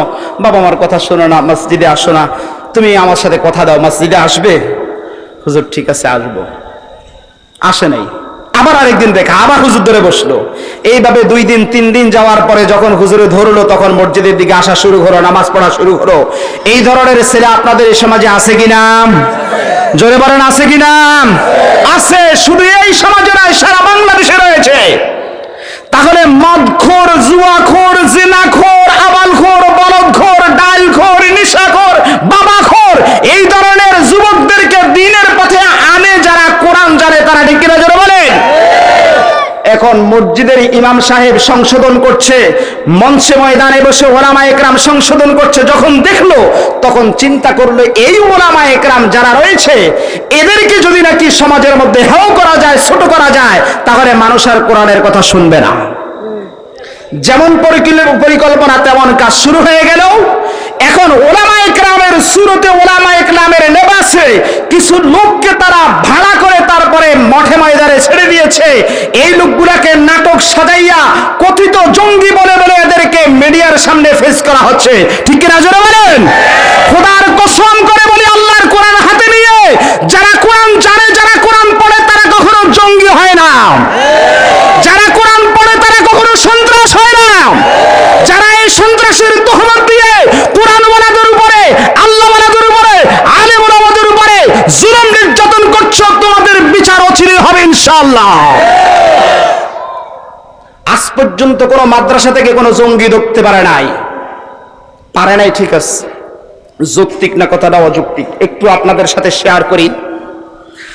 আপনারা যারা এখানে মুরব্বী বসে আছেন, আপনাদের কেউ এরকম আছেন, এই কথাটা বলবেন। আপনারা যখন শিশুবেলায় মুক্তবে ইমাম সাহেবের কাছে পড়তে গিয়েছিলেন, মুক্তবের হুজুরের কাছে, তখন আপনাদেরকে মুক্তবের হুজুর বলেছিল যে বাবা বাড়ির দিকে যখন যাইবা, তখন রাস্তায় যদি কোনো মুরব্বীদেরকে দেখো তাহলে পিছন থেকে এইভাবে ধরবে, একই ময়াক বকসিন। কি বলেন? এরকম শিখিয়ে দিছে না? কথা বলবেন, আওয়াজ দেন, শিখিয়েছে? বাড়িতে যাইবা, যাওয়ার পরে যদি দেখো তোমার মা এখনো পর্যন্ত নাস্তা রেডি করে নাই, তাহলে হাঁড়ি পাতিল দইরা এরকম দিরিম দিরিম মারা শুরু করবা। শিখিয়ে দিচ্ছে না? স্কুলে যে যদি দেখো কোন টিচার তোমাকে মারে, তাহলে টিচারের ব্যাগ ধরে আবার টিচারকে কয়টা মারবা? এইরকম শিখায় নাই? কি শিখিয়েছিল? যখন বাড়ির দিকে যাইবা, তখন যখন বড়দেরকে দেখবা, তখন বলবা আসসালামু আলাইকুম ওয়া রাহমাতুল্লাহ। আপনাদেরকে মনে হয় শিখায় নাই? জোরে বলেন। বাড়িতে যে যদি দেখো তোমার মা এখনো নাস্তা তৈরি করতে পারে নাই, তাহলে মাকে সহযোগিতা করবা, মার সাথে কাজ করবা। বাড়িতে যে বড় ভাইয়ের সাথে দেখা হোক, বাবার সাথে দেখা হোক, দাদার সাথে দেখা হোক, মায়ের সাথে দেখা হোক, সালাম দিবা, ঠিক কিনা? স্কুলে যে টিচারদেরকে সালাম দিয়া, রাস্তায় মুরব্বীদেরকে দেখলে সালাম দিবা। পথে ঘাটে কোথাও কোনো বাচ্চাদের সাথে খেলতে যে কাউকে গালি দিতে পারবা না। আর যদিও দিছে, কখনো শুনছে, পরের দিন সকালবেলায় পানিশমেন্ট। কথা ঠিক কিনা? জোরে বলেন, আরো জোরে বলেন, ঠিক কিনা? মসজিদের ইমাম সাহেব মসজিদের মিম্বরে বসে আপনাদেরকে নসিহত করেছিল যে যদি আপনার সাথে কারোর সাথে ঝগড়া বিভেদ থাকে, তাহলে কোমরে 2 হাতের লাঠি রাখবেন, এইরকম লাঠিটা দিয়ে ধীরিম ধীরিম শুধু বাড়িয়াবেন। কি বলেন? বলে না এরকম? কি বলছে? যদি কারোর সাথে আপনার সাথে দ্বন্দ্ব থাকে, তাহলে আপনি তাকে সালাম দিয়ে অভিবাদন জানাবেন, জানিয়ে তার সাথে যে মুসাফা করবেন, ভ্রাতৃত্ব স্বরূপ আচরণ করে তাকে বুকে টেনে নেবেন, ঠিক কিনা? জোরে বলেন। ঝগড়া, পাসাদ, মারামারি, কাটাকাটি, রাহাজানি, খুন খারাপি, এইসব থেকে ওলামায়ে কেরাম শিশুবেলায় শিক্ষা দিয়েছে। যৌবনে আসলাম, শিক্ষা দিল। বৃদ্ধ হলাম, তখনও আমাদেরকে শিক্ষা দিল, ঠিক কিনা? জোরে বলেন। সেই ওলামায়ে কেরামের কাছ থেকে এই ধরনের শিক্ষা পেলাম। নাম্বার 2, এই ওলামায়ে কেরাম যাদেরকে জঙ্গি আজকে অপবাদ দেওয়া হচ্ছে, তারা যখন মাদ্রাসায় ভর্তি হয়, গতকালকে পর্যন্ত একটা ছেলে, তার বয়স 6 বছর, স্কুলে ছিল। রাস্তা দিয়ে আসার সময়, কথার দিকে খেয়াল করেন, রাস্তা দিয়ে আসার সময় বইয়ের প্যাকটা পিঠের মধ্যে কান্দে, রাস্তার পাড়ে প্যান্টের চেইনটাকে টান দিয়ে ছেড়ে দিল, পেশাব করা শুরু করলো দাঁড়িয়ে দাঁড়িয়ে। আপনার মতন আমার মতন বহু বিবেকবান লোক তার পিছনে দিয়ে গেছি, কেউ বলি নাই এই তুমি দাঁড়ায় পেশাব করো কেন? আরে ফোলাপান মানুষ, কি বাস একজনে যদি বলছে আর ধরে বাদ, ফোলাপান মানুষ এখনো, ঠিক কিনা? জোরে বলেন। আমার কথা কি বুঝে আসে? গতকালকে দেখলেন এইটা, কিন্তু আজকে সকালবেলা তার বাবা তাকে মাদ্রাসায় নিয়ে গেল। আপনাদের পাশে নুরানি মাদ্রাসা আছে, মাদ্রাসায় ভর্তি করার জন্য নিল। নেওয়ার সময় একটা পাঞ্জাবি পরাইয়া, একটা টুপি পরাইয়া নিল। বাবা তাকে দিয়ে চলে আসলো। আর এই ছেলেটা আজকে দুপুর বেলায় আবার গতকালকে যখন স্কুল থেকে আসছিল, ঠিক এমনই সময় সে আজকে আবার মাদ্রাসা থেকে আসতেছে। তো গতকালকের অভ্যাসটা এখনো পর্যন্ত চেঞ্জ হয় নাই, কারণ 6 বছরের হরের নাম একদিনের ইল্লাল্লাহ কি যায়? এতদিন পর্যন্ত দাঁড়ায়া দাঁড়ায়া পেশাব করছে, আজকে দইরাই বৈশা পেশাব করা কষ্ট না? এখনো পর্যন্ত বুঝেই নাই, মাদ্রাসার কোনো তালিম তাআল্লুম কিছুই পায় নাই, সে দাঁড়িয়ে দাঁড়িয়ে আজকে আবার পেশাব করছে। আর আপনাদের এই মাঠের থেকে কাজ করে আসতেছে একজন কিষান, মাথার মধ্যে গামছা বাঁধা, হাতের মধ্যে একটা কাস্তি, যে কোনোদিন স্কুল কলেজ মাদ্রাসা কোথাও যায় নাই, তবে নামাজে আসে মাঝে মধ্যে। এই লোকটা দেখতেছে ওই বাচ্চাটা মাথায় টুপি আছে আর গায়ে পাঞ্জাবি আছে, ওই বাচ্চাটা দাঁড়ায়া দাঁড়ায়া পেশাব করতেছে। এইখান থেকে ডাক, এই হুজুর, এই হুজুর বসো বসো, এই হুজুর বসো। কথা ঠিক কিনা? জোরে বলেন। এই বাচ্চাটা তো কালকে স্কুলে ছিল, সে তো কালকেও দাঁড়ায়া পেশাব করছে, আজকে তাকে মাথায় টুপি আর পাঞ্জাবি দেখেই তুমি এখান থেকে ডাক নিচ্ছ, এই হুজুর হুজুর বসো বসো বসো। তার মানে হচ্ছে আমাদের কমন সেন্স বলে, আমাদের বিবেক বলে, যারা মাদ্রাসায় ভর্তি হয়েছে, এই লেবাস যারা ধরেছে, তারা সম্ভ্রান্ত হয়, তারা ভদ্র হয়, ঠিক কিনা? জোরে বলেন। এই শিশুবেলা থেকে শিক্ষা, মক্তবের হুজুর থেকে শিক্ষা, মসজিদের ইমাম থেকে, খতিব সাহেব থেকে শিক্ষা, মঞ্চে ময়দানে ওলামায়ে কেরাম থেকে শিক্ষা। যারা আলেম হয়, যারা কোরআন ওয়ালা হয়, তারা কখনো অসভ্য বর্বর হয় না, ঠিক কিনা? জোরে বলেন। আজও পর্যন্ত কোন আলেমদেরকে পরকীয়া প্রেমের জন্য জেলখানায় ভর্তি করা হয়েছে, আজও পর্যন্ত কোন আলেমদেরকে পার্ক থেকে ধরে নিয়ে কারখানায় ঢুকানো হয়েছে, এইরকম দৃষ্টান্ত নাই, আছে? তাহলে আলেম ওলামা ভদ্র হয়। কয়জন আলেম মদ খেয়ে রাস্তার পাশে টাল হইয়া পড়েছিল? একজনও না। কয়জন আলেম সিনেমা হলের মালিক আছে? কয়জন আলেম হাউজিং এর মালিক আছে? একজনও নাই। যাত্রা প্যান্ডেলের মালিক 2-4 জন আছে? তাও নাই। তাহলে আলেম ওলামা সমাজের শান্তি প্রতিষ্ঠা করার প্রত্যয়ে রাত দিন কাজ করে যায় এবং করে যাচ্ছে, অতীতেও করছে, বর্তমানে করছে, ভবিষ্যতেও করবে। তারপরেও আলেম ওলামার উপরে তহমত, একমাত্র কারণ হলো কোরআন। একমাত্র কারণ কি? কোরআন। কোরআনদেরকে, এই জাতিদেরকে কোরআন থেকে দূরে রাখার জন্য আলেম ওলামার উপরে তহমত শুরু হয়েছে। কেন? কারণটা কি? এর সূত্রতা কোত্থেকে? এর সূত্রতা হলো ইহুদিদের থেকে। ইহুদিরা যখন গবেষণা করে দেখলো যে ব্যাপারটা এমন, তখন তারা চিন্তা ভাবনা করলো যে মুসলমানদেরকে কোরআন থেকে সরাইতে হবে।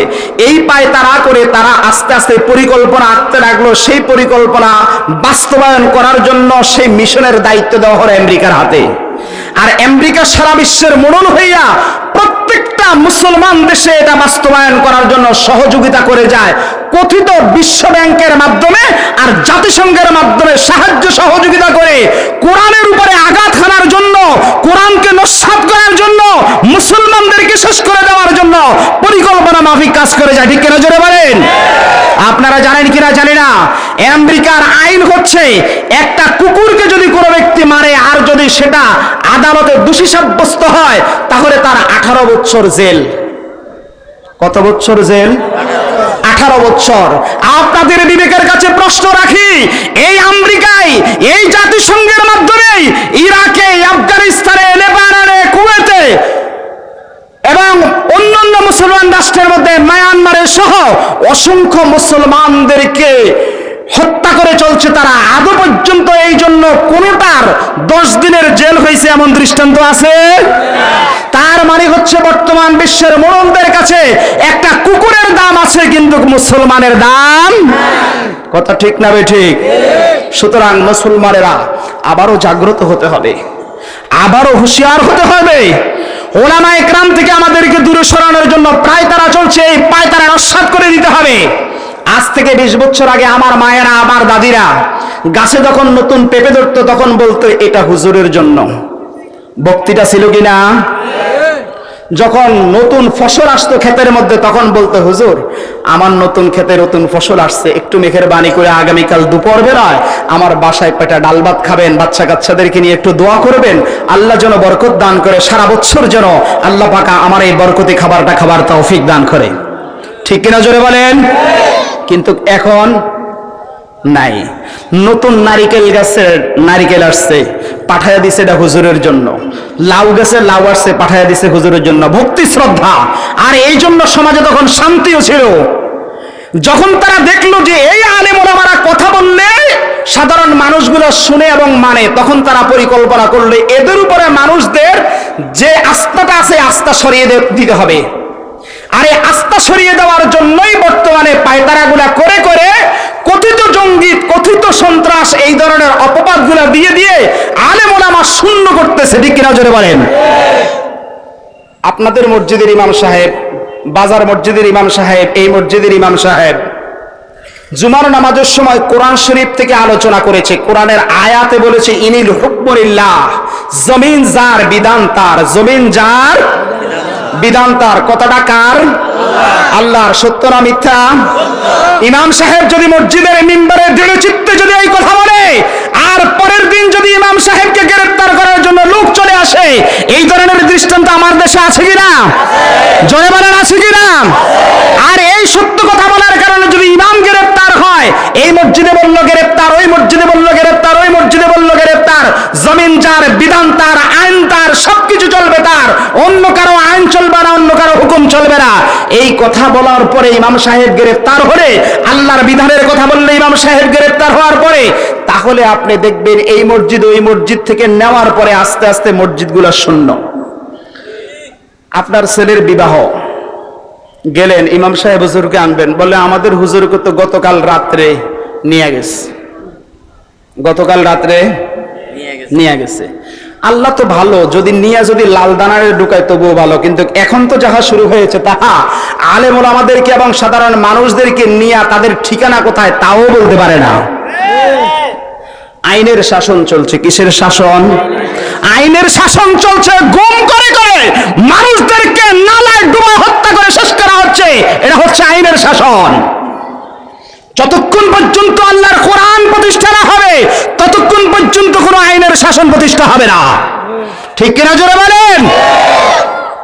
আমার ভাইয়েরা, এখন দেখলো মসজিদে ইমাম সাহেব নাই, বাজার মসজিদে গেলে ইমাম সাহেব নাই, ওই রাস্তার পাড়ের মসজিদে গেলে ইমাম সাহেব নাই, কি করা? অনেক চিন্তা ভাবনা করে যেহেতু লোকজন আসছে, আচ্ছা ঠিক আছে কাজী সাহেবকে বলেন এমনি লিখে টেখে দিতে, এটা হয়ে যাক, আর সরাটরা আর কি হবে, ঠিক আছে তোরা একজন আরেকজন বলে আমরা কবুল করলাম, কবুল কবুল কবুল। কথা বুঝেন নাই? যেহেতু খুতবা নাই, সরা বিবাহটা হচ্ছে কি শরীয়তের একটি বিধান, এই সরাটা পরিপূর্ণ যদি না হয় তাহলে বিবাহ সহিহ হবে না। এখন এইভাবে চললো, তার মানে হচ্ছে বিয়ে শুদ্ধ হয় নাই। আর যদি বিয়ে শুদ্ধ না হইয়া ছেলে মেয়ে যদি একাত্রিত হয় সেটার লক্ষণটা খুব ভালো, তাই না? ওইখান থেকে যেগুলা মোটামুটি মেশিন থেকে বের হবে এইগুলা কি বলে আপনাদের সমাজে? হারামজাদা। কি হবে এটি? হারামজাদা। তার মানে হচ্ছে আলেম ওলামা শূন্য হবে, আলেম ওলামার প্রতি অভক্তি তৈরি হবে, আলেম ওলামা সমাজে থাকবে না, হক কথা কোরআনের কথা বলবে আর তাকে গ্রেফতার করা হবে, মুখ বন্ধ করে দেওয়া হবে, হত্যা করা হবে, গুম করা হবে, আর এর বিনিময়ে সমাজে আলেম শূন্য হবে। জঙ্গিবাদের আখ্যা দিয়ে আলেমদেরকে ধরে নেওয়া যাওয়া হবে, আলেম শূন্য হয়ে যাবে, আর সমাজের সাধারণ মানুষগুলো আলেম ওলামা ছাড়া তাদের জীবন যাপন শুরু হবে। যদিও অন্যান্য কাজ খুব সুস্থভাবে চলবে আলেম ছাড়া, কিন্তু কিছু কিছু কাজ আছে আলেম ওলামা ছাড়া চলা সম্ভব নয়। আর তখন দেখা যাবে যে এই সম্ভ্রান্ত মুসলমানের বাচ্চাগুলা আস্তে আস্তে হারামজাদা তথা কুত্তার বাচ্চায় পরিণত হয়ে যাচ্ছে। ঠিক কিনা জোরে বলেন? এই আলেম শূন্য করার জন্য আমাদেরকে এই ধরনের পরিকল্পনা। সুতরাং আমরা দৃঢ়চিত্তে ঘোষণা করব যে আমরা আলেম ওলামার সাথে আছি, আলেম ওলামার সাথে থাকবো ইনশাআল্লাহ। ঠিক কিনা জোরে বলেন? বাংলাদেশে এমন একজন রয়েছে যার কোরআন শুনে বহু মানুষ মুসলমান হয়েছে, আছে কিনা? যার কোরআন শোনার জন্য শত্রুরা পর্যন্ত পঙ্গপালের মতন ছুটে যেত। ঠিক কিনা জোরে বলেন? বাংলাদেশের মধ্যে আজও পর্যন্ত কোন রাষ্ট্রপতি, কোন প্রধানমন্ত্রী যার সমতুল্য মানুষের ভালোবাসা এখন পর্যন্ত নিতে পারে নাই। ঠিক কিনা? তার কারণে নয়, কোরআনের কারণে। কিসের কারণে? কোরআনের কারণে। এখন তারপরেও তাকে লাল দালানের ভিতরে নিক্ষেপ করে কথিত মিথ্যা অপবাদ দিয়ে লাল দালানে নিক্ষেপ করা হলো, যাবজ্জীবন দেওয়া হলো, ফাঁসি দেওয়ার ফায়তারা চলছে। আসলে কি তার কারণে? কি কারণে? খোদার কসম করে বলি এই কোরআনের কারণে, শুধু এই কোরআনের কারণে। কেন কোরআনের দাওয়াত দেওয়া হবে? কেন কোরআনের সঠিক কথা বলা হবে? আর এই কারণে তার উপর আজকে নির্যাতন। আচ্ছা আপনারা বলেন তো, আপনাদের মসজিদের ইমাম সাহেব গত 15 বছর আগে, আমার কথা বুঝতেছেন আপনারা? আপনাদের মসজিদের ইমাম সাহেব গত 15 বছর আগে ওই মহল্লার এক মহিলার সাথে তার সাথে সম্পর্ক ছিল। আর আপনাদের এলাকারই হয়তো ধরেন একটা মদখোর লোক হে বলল আইসা যে আমি ইমাম সাহেবকে আরো 2 জনের সহযোগিতায় সেখান থেকে উদ্ধার করে আনছি। ইমাম সাহেবের চাকরি থাকবে? কি বলেন, থাকবে না? কারণ যার পিছনে আমরা ইক্তেদা করি তার ব্যাপারে এখনো যদি একটা কথাও যদি শুনি তার পিছনে আমরা নামাজ পড়তে রাজি না। আর আল্লাহর কোরআন যার ভিতরে আল্লাহ দিবে 2টা জিনিস, জেনা, হত্যা। অন্যায়ভাবে কাউকে হত্যা এবং জেনা যে ব্যক্তি করবে তার কাছে আল্লাহর কোরআন থাকবে না। যে 40 থেকে 45 বছর পর্যন্ত মাঠে ময়দানে প্রত্যন্ত অঞ্চলে কোরআনের কথা বলে আসছে, সে যদি একজন ধর্ষণকারী হতো, সে যদি একজন হত্যাকারী হতো, তাহলে আল্লাহর কোরআন মানুষ পঙ্গপালের মতো শোনার জন্য তার জবান থেকে ছুটে ছুটে যাইতো না। ঠিক কিনা জোরে বলেন? সুতরাং আমরা বুঝি এটা তার সাথে শত্রুতা নয়, এই শত্রুতা কার সাথে? কোরআনের সাথে। আর আমরা আজও পর্যন্ত সমস্ত ওলামা ইকরাম তার মুক্তি চাই শুধু কোরআনের জন্য। ঠিক কিনা জোরে বলেন? যদি বলা হয় আপনাদের এলাকার সবচেয়ে বড় মাঠ কোনটা? তোরাবগঞ্জ হাই স্কুল মাঠ। তোরাবগঞ্জ হাই স্কুল মাঠের মধ্যে আসবে বাংলাদেশের কোন একজন খুব নামি দামি মন্ত্রী, আর আপনাদের এই মৌলবীর হাটে আসবে একজন মুফাসসির। আপনাদের এই মৌলবীর হাটে আসবে একজন মুফাসসির। আমার মনে হয় যদি এই ঘোষণাটা হয়, 15 দিন আগ থেকে তোরাবগঞ্জ মাঠের পাবলিসিটি চলছে, আর গতকাল রাত 12টার সময় খবর হয়েছে কাশেমপুর কারাগার থেকে মুক্তি হচ্ছে, আর সেখান থেকে তিনি আসবেন, এসে আপনাদের এই প্রত্যন্ত অঞ্চলে মানুষের উদ্দেশ্যে কিছু কথা বলবেন, আল্লাহর কসম করে বলি আমার মনে হয় শুধু কোরআনের কারণে তোরাবগঞ্জ স্কুল মাঠের মধ্যে কুত্তা ঘুমাবে সেই নেতার জায়গায়, আর এই জায়গায় লক্ষ লক্ষ মানুষের ঢল নামবে। কিসের কারণে? কোরআনের কারণে শুধু কবল। সুতরাং এই কোরআন তাদের শত্রু হয়ে গেছে। ওলামায়ে কেরাম শত্রু নয়, ওলামায়ে কেরাম শত্রু কোরআনের কারণে।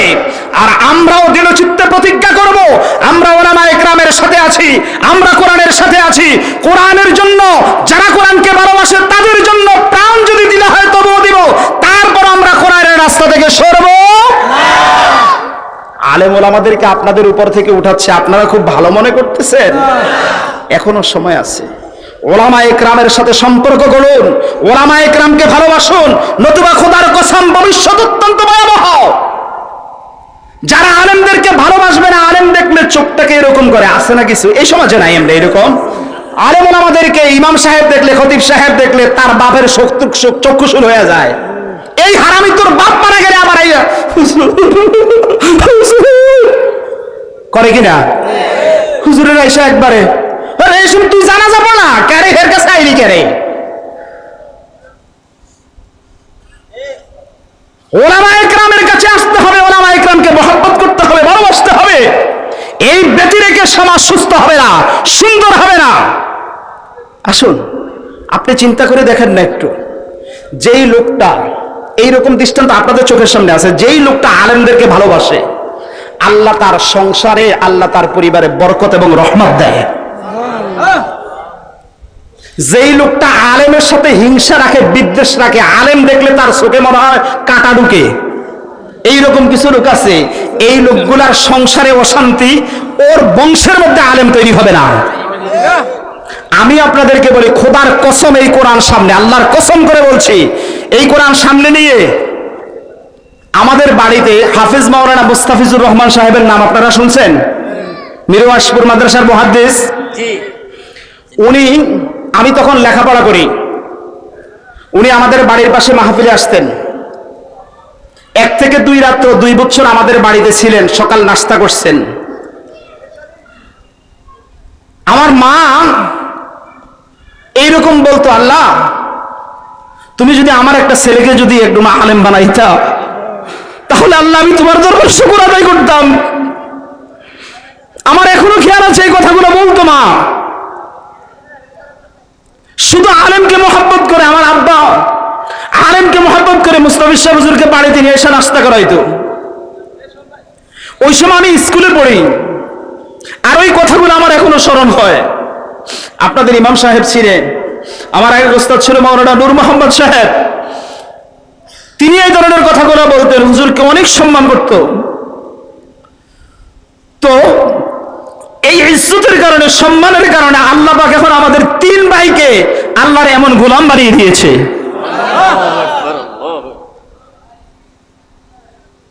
যারা আলেমকে সম্মান করবে, যারা আলেমদেরকে ইজ্জত করবে, আল্লাহর কসম আপনার বংশে আলেম তৈরি হবে। আপনি কোরআনকে মহব্বত করেন, কোরআনওয়ালাকে মহব্বত করেন, আপনার সংসারের মধ্যে, আপনার বংশের মধ্যে কোরআনওয়ালা তৈরি হবে। আর যখন আপনি কোরআনওয়ালাদের সাথে বিদ্বেষ রাখবেন, বগজ রাখবেন, হিংসা রাখবেন, কিনা রাখবেন, আলেম ওলামাদেরকে দেখলে আপনার শরীর চমকে উঠবে, আপনার বংশের মধ্যে কোনোদিন আলেম তৈরি হবে না। কেন? অসুবিধাটা কি? আপনার চা তো বহু লোকে খায়, বুঝছেন? হুজুর 1 কাপ চা খান, হুজুর আসেন আপনি 1 কাপ চা খান, আমার ভালো লাগবে। এই যে তার একটা ভালোবাসা, অন্তর থেকে একটা দোয়া আপনার জন্য আসবে একজন আলেমের। কেন আপনি মনে করেন মসজিদে গেলে হুজুরের দোয়া কবুল হয়, আজ কবুল হবে না? এইভাবে একজন আলেমকে মহব্বত করেন, আপনার টাকা বহু লোকে খায়, খুশি হয়ে 10 টাকা 20 টাকা হুজুরের হাতে, হুজুর একটু দোয়া করেন, খুশি হবে কিনা? জোরে বলেন, খুশি হবে কিনা? অবশ্যই খুশি হবে। আপনি একজন আলেমকে ভালোবাসলে আল্লাহ পাক আপনার উপর রহমত নাজিল করবে। আর আমাদেরকে আজকে সে পথ থেকে সরিয়ে দেওয়ার জন্য এই ইহুদি নাসারারা এবং ইহুদি নাসারাদের দোসর আমাদের এই স্বদেশের নাস্তিকেরা পায়তারা করে যাচ্ছে, ঠিক কিনা জোরে বলেন? এই নাস্তিকেরা আমাদেরকে ধর্মীয় শিক্ষা থেকে হটানোর জন্য, মাদ্রাসা শিক্ষা থেকে হটানোর জন্য এই ধরনের পায়তারা করছে। আদৌ পর্যন্ত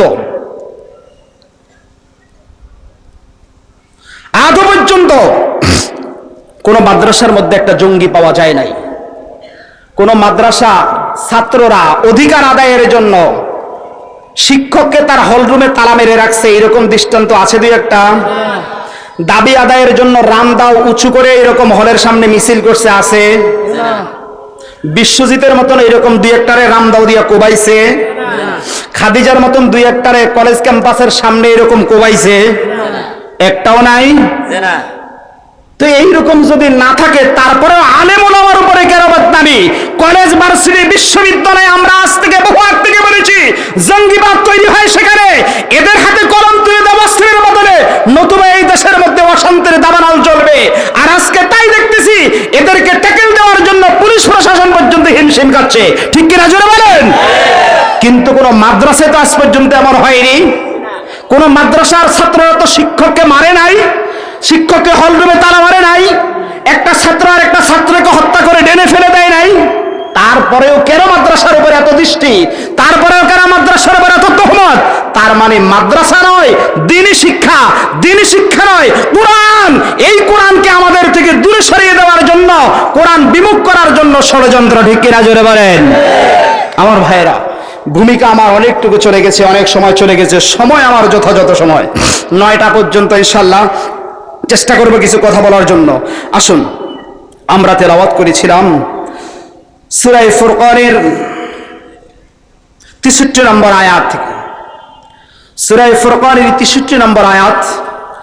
এই আয়াতের মধ্যে আল্লাহ পাক রব্বুল আলামিন তার বান্দা যারা হবে, তার গোলাম যারা হবে, তাদের কিছু সিমটম, তাদের কিছু আলামত তিনি বর্ণনা করেছেন। কোন কোন গুণে গুণান্বিত হলে আল্লাহর বান্দা হওয়া যাবে। ওয়াইবাদুর রাহমানিল্লাযীনা ইয়ামশুনা আলাল আরদি হাওন ওয়া ইযা খাতাবাহুমুল জাহিলুনা ক্বালু সালামা। আল্লাহ পাক রব্বুল আলামিন বলেন, রহমানের বান্দা যারা হবেন, এই রহমানের বান্দাদের কিছু আলামত, কিছু সিমটম থাকবে, কিছু গুণ থাকবে। আপনারা কি সেই গুণগুলা গ্রহণ করতে রাজি আছেন? জোরে বলেন, রাজি আছেন? রহমান কে? জোরে বলেন, রহমান কে? আর আমরা তার কি? জোরে বলেন, আমরা তার গোলাম। তিনি আমাদের মালিক, তিনি আমাদের বুঝে শুনে কথা বলেন, ধরা খেয়ে যাবেন কিন্তু একটু পরেই। আমরা গোলাম, তিনি আমাদের কি? মালিক। গোলাম বড় না মালিক বড়? মালিক গোলামের উপরে ইহসান করে, দয়া করে, আর গোলাম মালিকের আনুগত্য থাকে, এটাই তো নিয়ম, ঠিক কিনা? আবার মালিক যে সমস্ত হুকুম করে গোলাম তাহা মানতে হয়, ঠিক কিনা? আমি কারো গোলাম হলাম, আমি কারো চাকর হলাম, এখন তিনি আমাকে বলছেন যে তোমার কাজ হলো এটা এটা, কিন্তু আমি তাহার কাজ করলাম না, তিনি তো আমাকে চাকরিতে রাখবেন? তো টাকা অন্তত দিবে, হয়তো 200 টাকা দেওয়ার কথা, 100 টাকা তো দেবে, তাও দিবে না? আমার ভাইয়েরা, যদি আমরা আল্লাহ পাকের গোলাম হই আর যদি তিনি আমাদের মনিব হন, গোলামের কাজ হচ্ছে মনিবের নির্দেশ যথাযথভাবে পালন করে যাওয়া, তার হুকুমগুলা যথাযথভাবে পালন করে যাওয়া। যারা নিজেকে গোলাম হিসাবে স্বীকৃতি দিলাম, কিন্তু তার প্রথম হুকুম সালাত আদায় করলাম না, নামাজ পড়লাম না, তাহলে আমি কি আমার মনিবের হুকুম মানলাম? জোরে বলেন, মানলাম?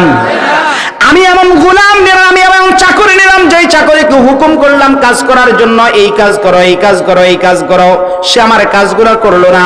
আমি আমার সেই ধরনের গোলামকে, সেই ধরনের চাকরকে কয়দিন আমার বাড়িতে চাকর হিসেবে রাখবো?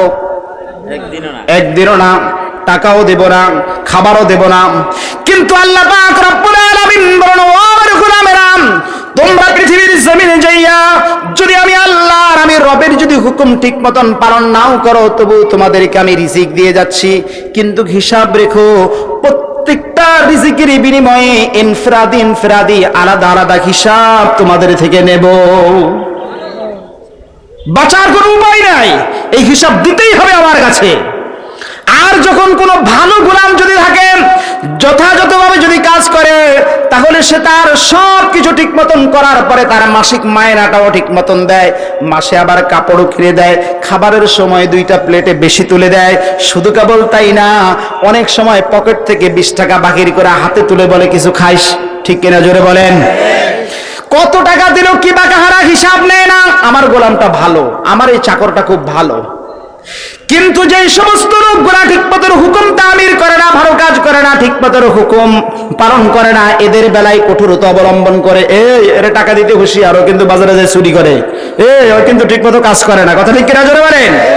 আল্লাহ পাক রব্বুল আলামিন বলেন, আমার বেলায়ও তোমাদের মতন, আমার যখন কোনো গোলাম অর্ডার মানে হুকুম মানে আমার নির্দেশগুলো পালন করে, তখন ঠিক আমিও তার বেলায় এমন হয়ে যায়, আমার ওই গোলামের ছোটখাটো কিছুর ব্যাপারে আমি এত বেশি মাথা গামাই না, তাকে মাফ করে দেই, সুবহানাল্লাহ। কিন্তু যখন কোন গোলাম আমার অবাধ্য হয়, তখন কিয়ামতের ময়দানে জাররাতিন শাররাইয়া প্রত্যেকটা পুঙ্খানুপুঙ্খের হিসাব তাকে দিতে হবে, তারপর সামনে অগ্রসর হবে। কিন্তু যাদের উপর দয়া করব, এই দয়া করার মতন লোকগুলা তো অবশ্যই এই দয়ার লোক হতে হবে। আপনার হুকুম ঠিক মতন মানে না, আপনার কাজও ঠিক মতন করে না, কিন্তু আয়সা আপনাকে বলতেছে দেন না আমাকে 500 টাকা দেন, দিবেন আপনি? কিন্তু আরেকটা আপনার হুকুম ঠিক মতন, আমার বাড়িতে খুব খারাপ অবস্থা, আমার 1000 টাকা দরকার, তাই চিন্তা করলো আসলে ও তো আমার সবসময় কথাগুলো শুনে হুকুম পালন করে, এর 1000 টাকা লাগবে দিয়ে দে তো, জিজ্ঞাসাও করে না কোন সময় দিবা, ঠিক কিনা জোরে বলেন। আমার আল্লাহ পাক রব্বুল আলামিন বলেন, ঠিক আমার নীতি এইরকম, লাইন শাকারতুম লাযিদান্নাকুম ওয়া লাইন কাফারতুম ইন্না আযাবি লাশাদীদ। যারা আমার হুকুমগুলা ঠিক মতন পালন করবে, আমার অর্ডারগুলা ঠিক মতন মানবে, আমার নীতিগুলা ঠিক মতন অনুসরণ করবে, আমার শুকর আদায় করবে, আমি আল্লাহ তাদেরকে আমার নিয়ামত বাড়িয়ে দিব, তার মানে এরকম ফাও দিব, আর এই ফাওটার নাম হলো জান্নাত, সুবহানাল্লাহ। দুনিয়ার জমিনে দিয়েই যাচ্ছি, আর তারাও আমাকে দিচ্ছেন। আমি দিচ্ছি তাদেরকে রিজিক, আমি দিচ্ছি তাদেরকে শান্তি, আমি দিচ্ছি তাদেরকে ফসল। সেই রকম আল্লাহু আকবার বলে সে আমাকে গোলাম, আমাকে মনিব মেরে সেজদা করছে, খাবারের সময় আমাকে মানে, হুকুমের সময় আমাকে মানে, দোকানে গেলে আমাকে মানে, রাষ্ট্রে গেলে আমাকে মানে, ক্ষমতায় গেলে আমাকে মানে, প্রশাসনে গেলে আমাকে মানে। এই ধরনের লোক যারা রয়েছে, এদের জন্য আল্লাহ পাক রব্বুল আলামিন বলেন, আমি তাদের নিয়ামত বাড়িয়ে দিব, তার মানে জান্নাতের মতন এত বিশাল নিয়ামত দিব, তখন আর কোনো মূল্য তাদের থেকে নেব না। কিন্তু যেইগুলাকে দুনিয়ার জমিনে দিলাম, দুনিয়ার জমিনে দেওয়ার পরেও আমার হুকুমটা পরিপূর্ণভাবে পালন করলো না, নামাজ আদায় করলো না, কোর্টে গেল, কাছারিতে গেল, মন্ত্রী পরিষদে গেল, অফিসে গেল, আদালতে গেল, ব্যবসায় গেল, চাকরিতে গেল, কোথাও আমার হুকুম মানল না, এই লোকগুলোর জন্য রয়েছে আমার কঠিন শাস্তির ব্যবস্থা, তার নাম হচ্ছে জাহান্নাম। তার নাম কি? ইন্না আযাবি লাশাদীদ। কঠিন যন্ত্রণাদায়ক শাস্তির ব্যবস্থা তাদের জন্য। এখন বান্দা হতে হলে মনিবের হুকুম পরিপূর্ণভাবে মানতে হবে, আর এই হুকুম মানতে হলে সর্বপ্রথম যাহা দরকার সেটাই হচ্ছে ওয়াইবাদুর রাহমানিল্লাযীনা ইয়ামশুনা আলাল আরদ। আল্লাহ পাক রব্বুল আলামিন বলেন, রহমানের গোলাম যারা হবে, দয়ালু দাতার গোলাম যারা হবে, এই গোলামদের সিমটন হবে তারা যখন জমিনে চলবে, তখন তারা অত্যন্ত সম্ভ্রান্ততার সাথে, অত্যন্ত ভদ্রতার সাথে, অত্যন্ত দৃঢ়তার সাথে, খুব নরমিয়তের সাথে তারা এই জমিনের মধ্যে চলবে। আলাল আরদে হাওনা, খুব ধীরচিত্তে চলবে, কারণ সে মনে করবে যে আমি হচ্ছি গোলাম, আমি হচ্ছি গোলাম, আমার মনিব কে? আল্লাহ। ওই মনিব আল্লাহর দিকে খেয়াল করে যখন জমিনে চলবে, তখন খুব আস্তে চলবে, ওয়ালা তামশি ফিল আরদি মারহা, খুব দম্ভ করে, অহংকার করে জমিনে চলবে না, কারণ জমিনের মালিক কে? আল্লাহ। না আপনি দলিল করে পরের দিনে মারা গেছে, দলিলের কোনো দাম আছে? দলিল করে 6 মাস পরে মারা গেছে, দাম আছে? কয়দিনের মালিক হইলা? আজকে আমি আছি, কালকে আরেকজন, এরপরের দিন আবার আরেকজন, এইরকমই তো চলছে। তাহলে মূল মালিক কে? মূল মালিক হচ্ছেন আল্লাহ।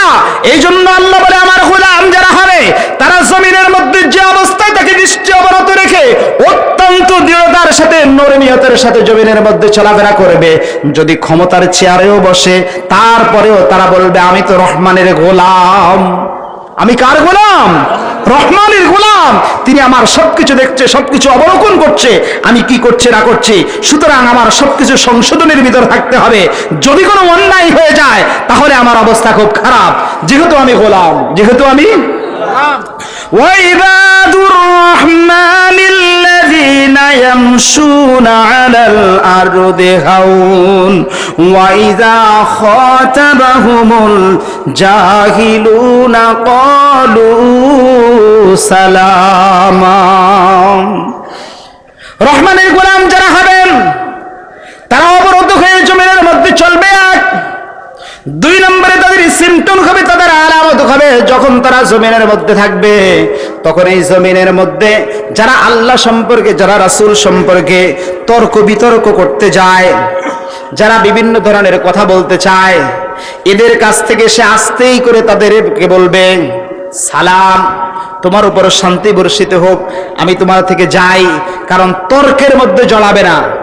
জাহেল যারা তারা বেশি তর্কে জড়ায়। আল্লাহ এক, এই ব্যাপারে কোনো দলিলের প্রয়োজন নাই, বলে শাক্কা ফীহের মধ্যে কোনো সন্দেহ নাই। বাস আল্লাহ এক, বিশ্বনবী আল্লাহর রাসূল, এর মধ্যে কোনো সন্দেহ নাই। আল্লাহ এক, আল্লাহর রাসূল এক, এতে কোনো সন্দেহ করা যাবে? এখন তুমি যত কিছুই করো, যত সন্দেহ করো, তাতে আমার কিছু আসে যায় না। বাস আমি তোমার সাথে পারি না, সালাম তোমাকে। এটা হচ্ছে তাদের নীতি। সেই নীতিটা কেমন? এই নীতিটা কার বেলায় এবং কোন সময় হবে? এটার ফর্দ হচ্ছে যখন আমি দুর্বল হব, তখন এই দুর্বল ব্যক্তির সাথে যদি কেউ আসে তর্ক করার জন্য, তখন আমি তাকে তর্কতে না জড়াইয়া বলবো, ভাই তোমাকে সালাম। কিন্তু আমার যখন ক্ষমতা আছে, তখন তাকে সালামের সাথে সাথে তাকে বুঝাইয়া দিতে হবে।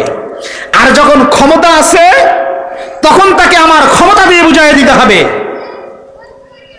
কারণ এটাকে সুন্দর করে ডাইভার্ট করে এই সালামটাকে আমাকে ক্ষমতার মাধ্যমে তাকে বুঝাতে হবে। এই সালামটাকে আমাকে প্রশাসনের মাধ্যমে বুঝাইতে হবে যে এটা যে শান্তি, এটা যে ভালো, আমি তোমাকে বুঝাই দিলাম। আমার কথাটা বুঝতে পারতেছেন আপনারা? কোরআন নিয়ে যারা আজকের জমিনের মধ্যে কথা বলে, এদের জন্য মুসলমান তাকে সালাম, শান্তি বলে, তুমি ঠিক আছে ভাই, তোমার সাথে তর্ক জড়ানোর দরকার নাই। না, এটা হবে না। যে আমার কোরআন নিয়ে কথা বলবে, যে আমার রাসূল নিয়ে কথা বলবে, তার সাথে মুখোমুখি তাকে বুঝাইয়া যদি না পারে, তাহলে আস্তে আস্তে পাল্টিতে যেতে হবে। ঠিক কিনা জোরে বলেন? সাহাবা একরাম গিয়েছেন কিনা?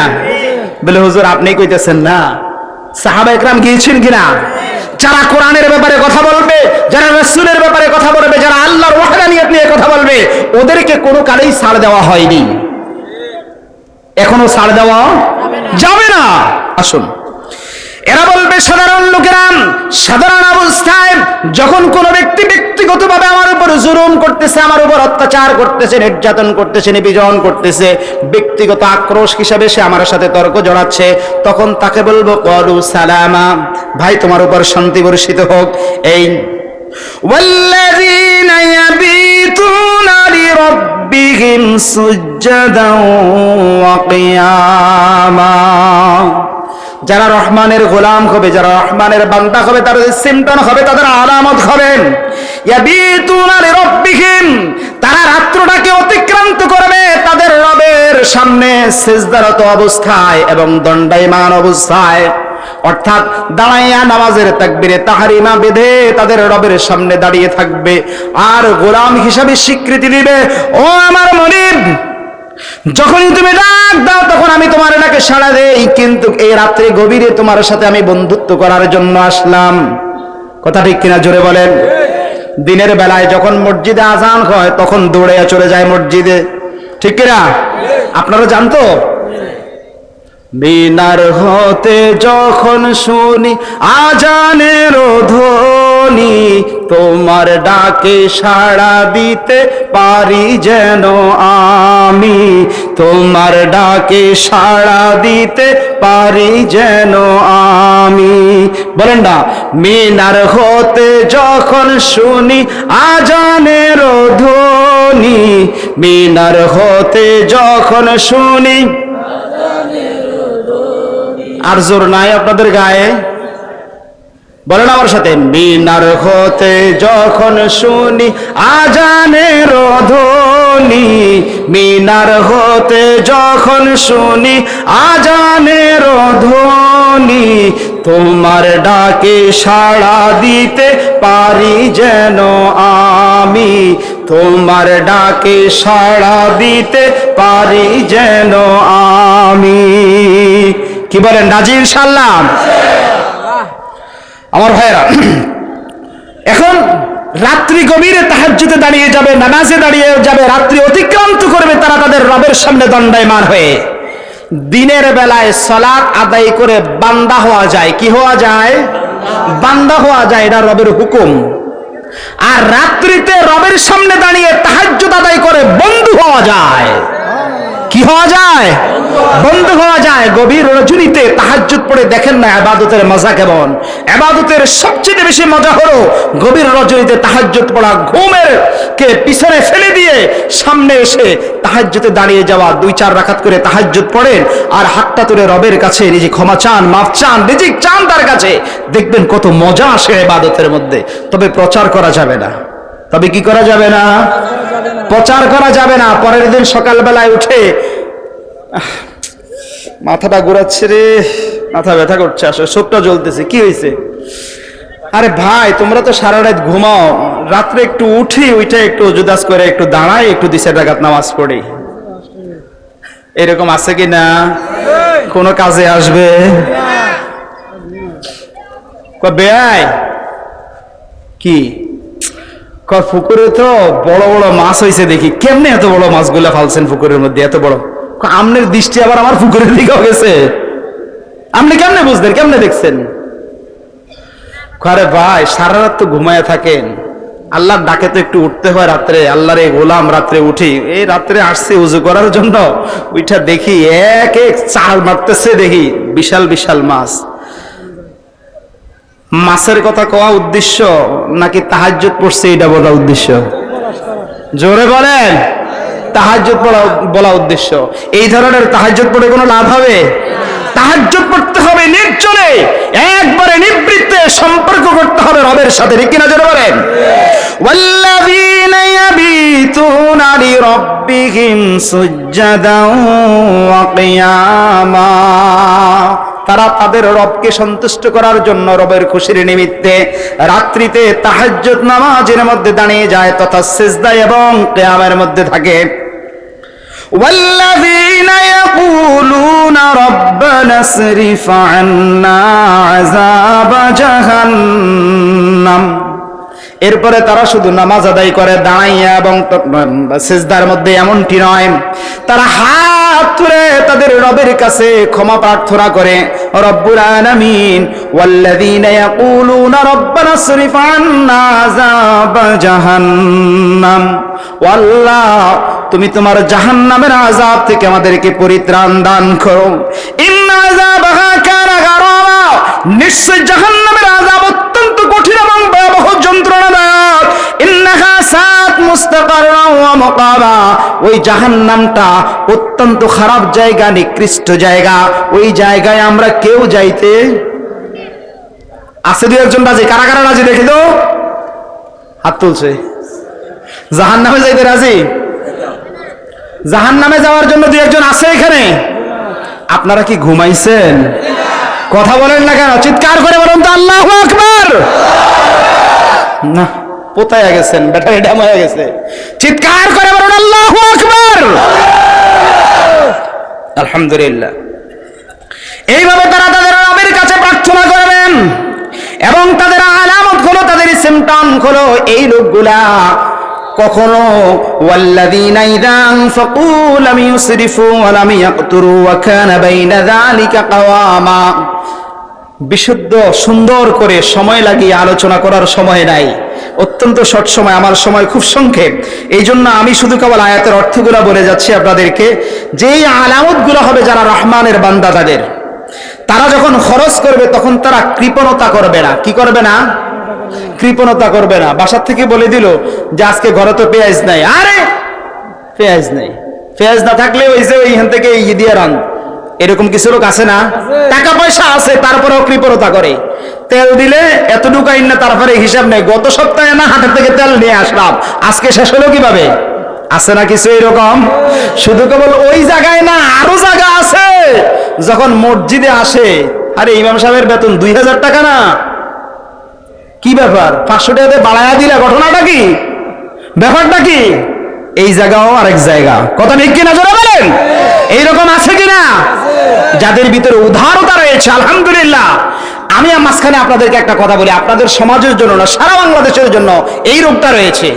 ইমাম সাহেবকে 10 টাকা দিতে গেলে এই যে চুলকানি শুরু হয়ে যায় রে ভাই। কিন্তু আল্লাহর কসম, কোন মসজিদের ইমাম সাহেবকে বেতন দেওয়ার পরে মসজিদের গড়ি বিক্রি করে ইমাম সাহেবের বেতন বাড়াইয়া দিছে, বাড়াইয়া দিয়া গড়ি বিক্রি করে তারপরে বেতন দিতে হয়েছে, এইরকম দৃষ্টান্ত কয়েকটা আছে। মসজিদের ইটা খুলে বিক্রি করে বেতন দিতে হয়েছে, মাইক বিক্রি করে। যেই মসজিদের ইমামের বেতন বেশি, ওই সমাজ উন্নত হবে বেশি, ওই সমাজের মসজিদের ইমাম শান্তিতে থাকবে বেশি, সমাজের লোকগুলো শান্তিতে থাকবে বেশি। ঠিক না জোরে বলেন? আর যখনই ইমাম সাহেবের বেতনের ব্যাপারে তখন কুসিমুসি শুরু হয়ে যায়।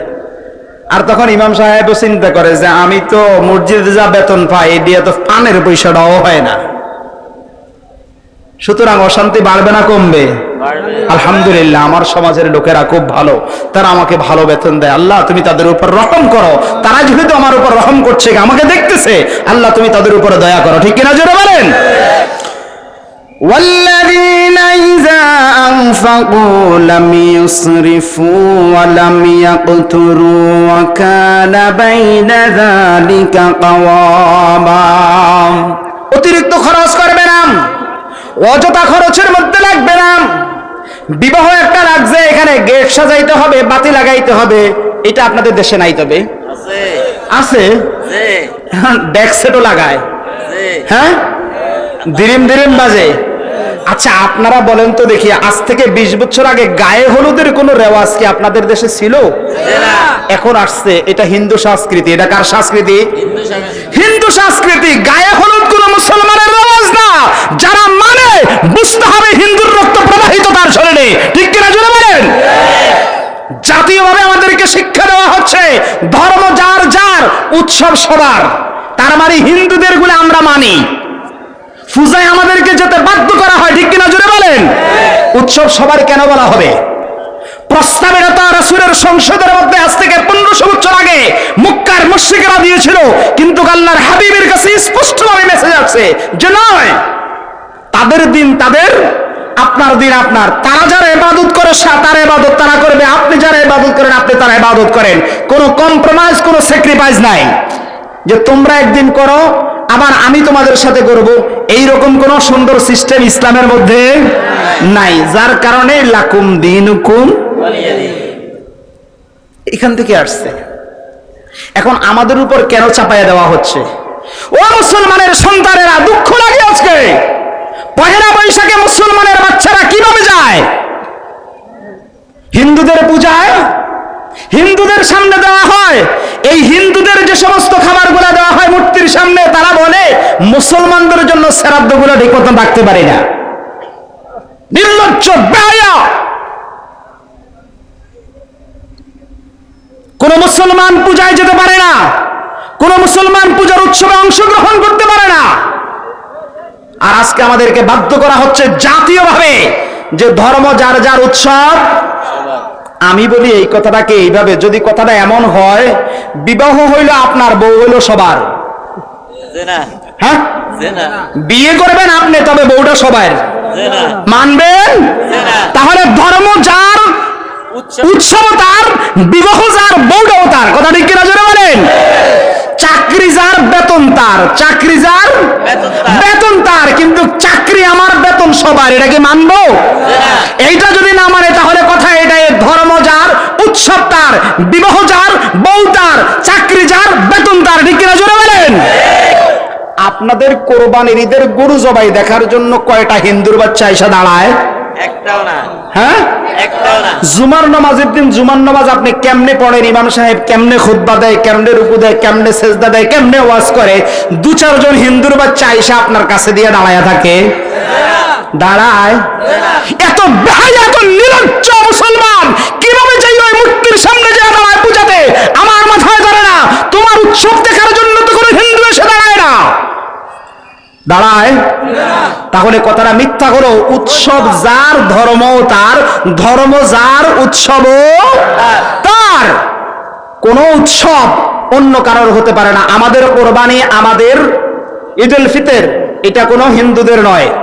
আবার তাদের কোনো উৎসব, তাদের কোনো পূজা আমাদের। অনেক লম্বা ছোড়া কথা, কতক্ষণে বলতে যাব। والذين إذا أنفقوا لم يسرفوا ولم يقتروا وكان بين ذلك قواما। খরচের মধ্যে তারা মিতব্যয়ী হবে, মধ্যম পন্থা অবলম্বন করবে। অতিরিক্ত খরচ, বেহুদা খরচ, ও যে কথাটা বলতেছিলাম খেয়াল আছে তো আপনাদের, বিবাহ উৎসবের মধ্যে অযথা যে খরচগুলো করা হয়, ঢোল তবলা এনে, তারপর আপনার কি যেন বলে ডেক সেট এনে গান বাজনা করে, এটা উৎসবের দিন, এটা হলো আনন্দের দিন, এই জন্য আনন্দ করবে। এটার নাম আনন্দ? জোরে বলেন, এটার নাম আনন্দ? বিবাহটাকে ধ্বংস করে দেওয়া হয়। আজকের বিবাহে রহমত আসে না বিদায় সমাজের মধ্যে এমন অশান্তি। বাচ্চা হওয়ার পরে হুজুর পোলাটা কথা শোনা নাই, এত দুষ্ট। আরে হারামি কোথাকার, তোর বিয়ের শুরুতেই তো আল্লাহর গজব নাজিল হয়েছে। কথা ঠিক কিনা জোরে বলেন? আল্লাহ এবং আল্লাহর রাসূলের সন্তুষ্টি অর্জন করার জন্য বিবাহে কি করলি? সেখানে শুধু শয়তানের আস্তানা বানাইলি, কারখানা বানাইলি, বেগানা মূর পুরুষ মহিলা গুলো একসাথ করে নাচাইলি, কুদাইলি, সবকিছু করলি। আল্লাহর গজব তো এখান থেকে শুরু হয়েছে। তোর পোলা লাফাইবো না, নাচাইবো না, ঝাউরা হইবো না, কি হইব? সুতরাং এই ধরনের অপসংস্কৃতি থেকে আমাদেরকে হেফাজতে থাকতে হবে। বিবাহ এটা আল্লাহর রহমতের একটি স্থান, একটু রহমতের সময়। আমি শরণার মাধ্যমে আমার সন্তানটাকে বিবাহ দিচ্ছি এবং আমার ছেলেটাকে বিবাহ করাচ্ছি, সেখানে আল্লাহর রহমত কামনা করবে। ঢোল তবলা বাজাইয়া এই করে সেই করে বেগারা নারী পুরুষ একসাথে একাত্রিত হয়ে গজবের আস্তানায় পরিণত হয়ে যায়। এই হচ্ছে বর্তমান সমাজের অবস্থা। তাহলে এখানেও কাছ থেকে বিরত থাকতে হবে, কি বলেন ঠিক কিনা? সমাজের মধ্যে এই ধরনের এক গজব, আরেক গজব হচ্ছে আপনাদের এই সমাজে নাই, অনেক সমাজের মধ্যে, পুরা দেশের মধ্যে সুদে সুদে ভরে গেছে। অর্থনৈতিক উন্নয়নের জন্য সুদ, অর্থনৈতিক উন্নয়নের জন্য কি সুদ, কিন্তু সুদ কখনো অর্থনীতিকে উন্নয়ন করতে, সুদ অর্থনীতিকে ধ্বংস করে দেয়। একটা শ্রেণী ফকির হয়ে যায় আর একটা শ্রেণী বড় লোক হয়। কথা ঠিক কিনা জোরে বলেন? আপনারা দেখেন, আপনাদের সমাজে একটা লোক, সে চিন্তা করলো যে আমি তো কিছু করতে পারি না, তাহলে ওইখান থেকে 10,000 টাকা নেই সুদের উপরে, এই 10,000 টাকা সুদের উপরে নিয়ে তারপরে আমি একটা দোকান দিই। এই দোকান দেওয়ার জন্য 10,000 টাকা নিয়েছে। 10,000 টাকা নেওয়ার পরে দোকানে বাকি চাকি খাইয়ে আল্লাহ দিলে দোকান চাঙ্গে উঠছে। 10,000 টাকার 5,000 টাকা দিছে, আর 5,000 টাকা দিতে পারে না। ওই 5,000 টাকার সুদ সহ বাড়তে বাড়তে আরো 15,000 টাকা হয়েছে।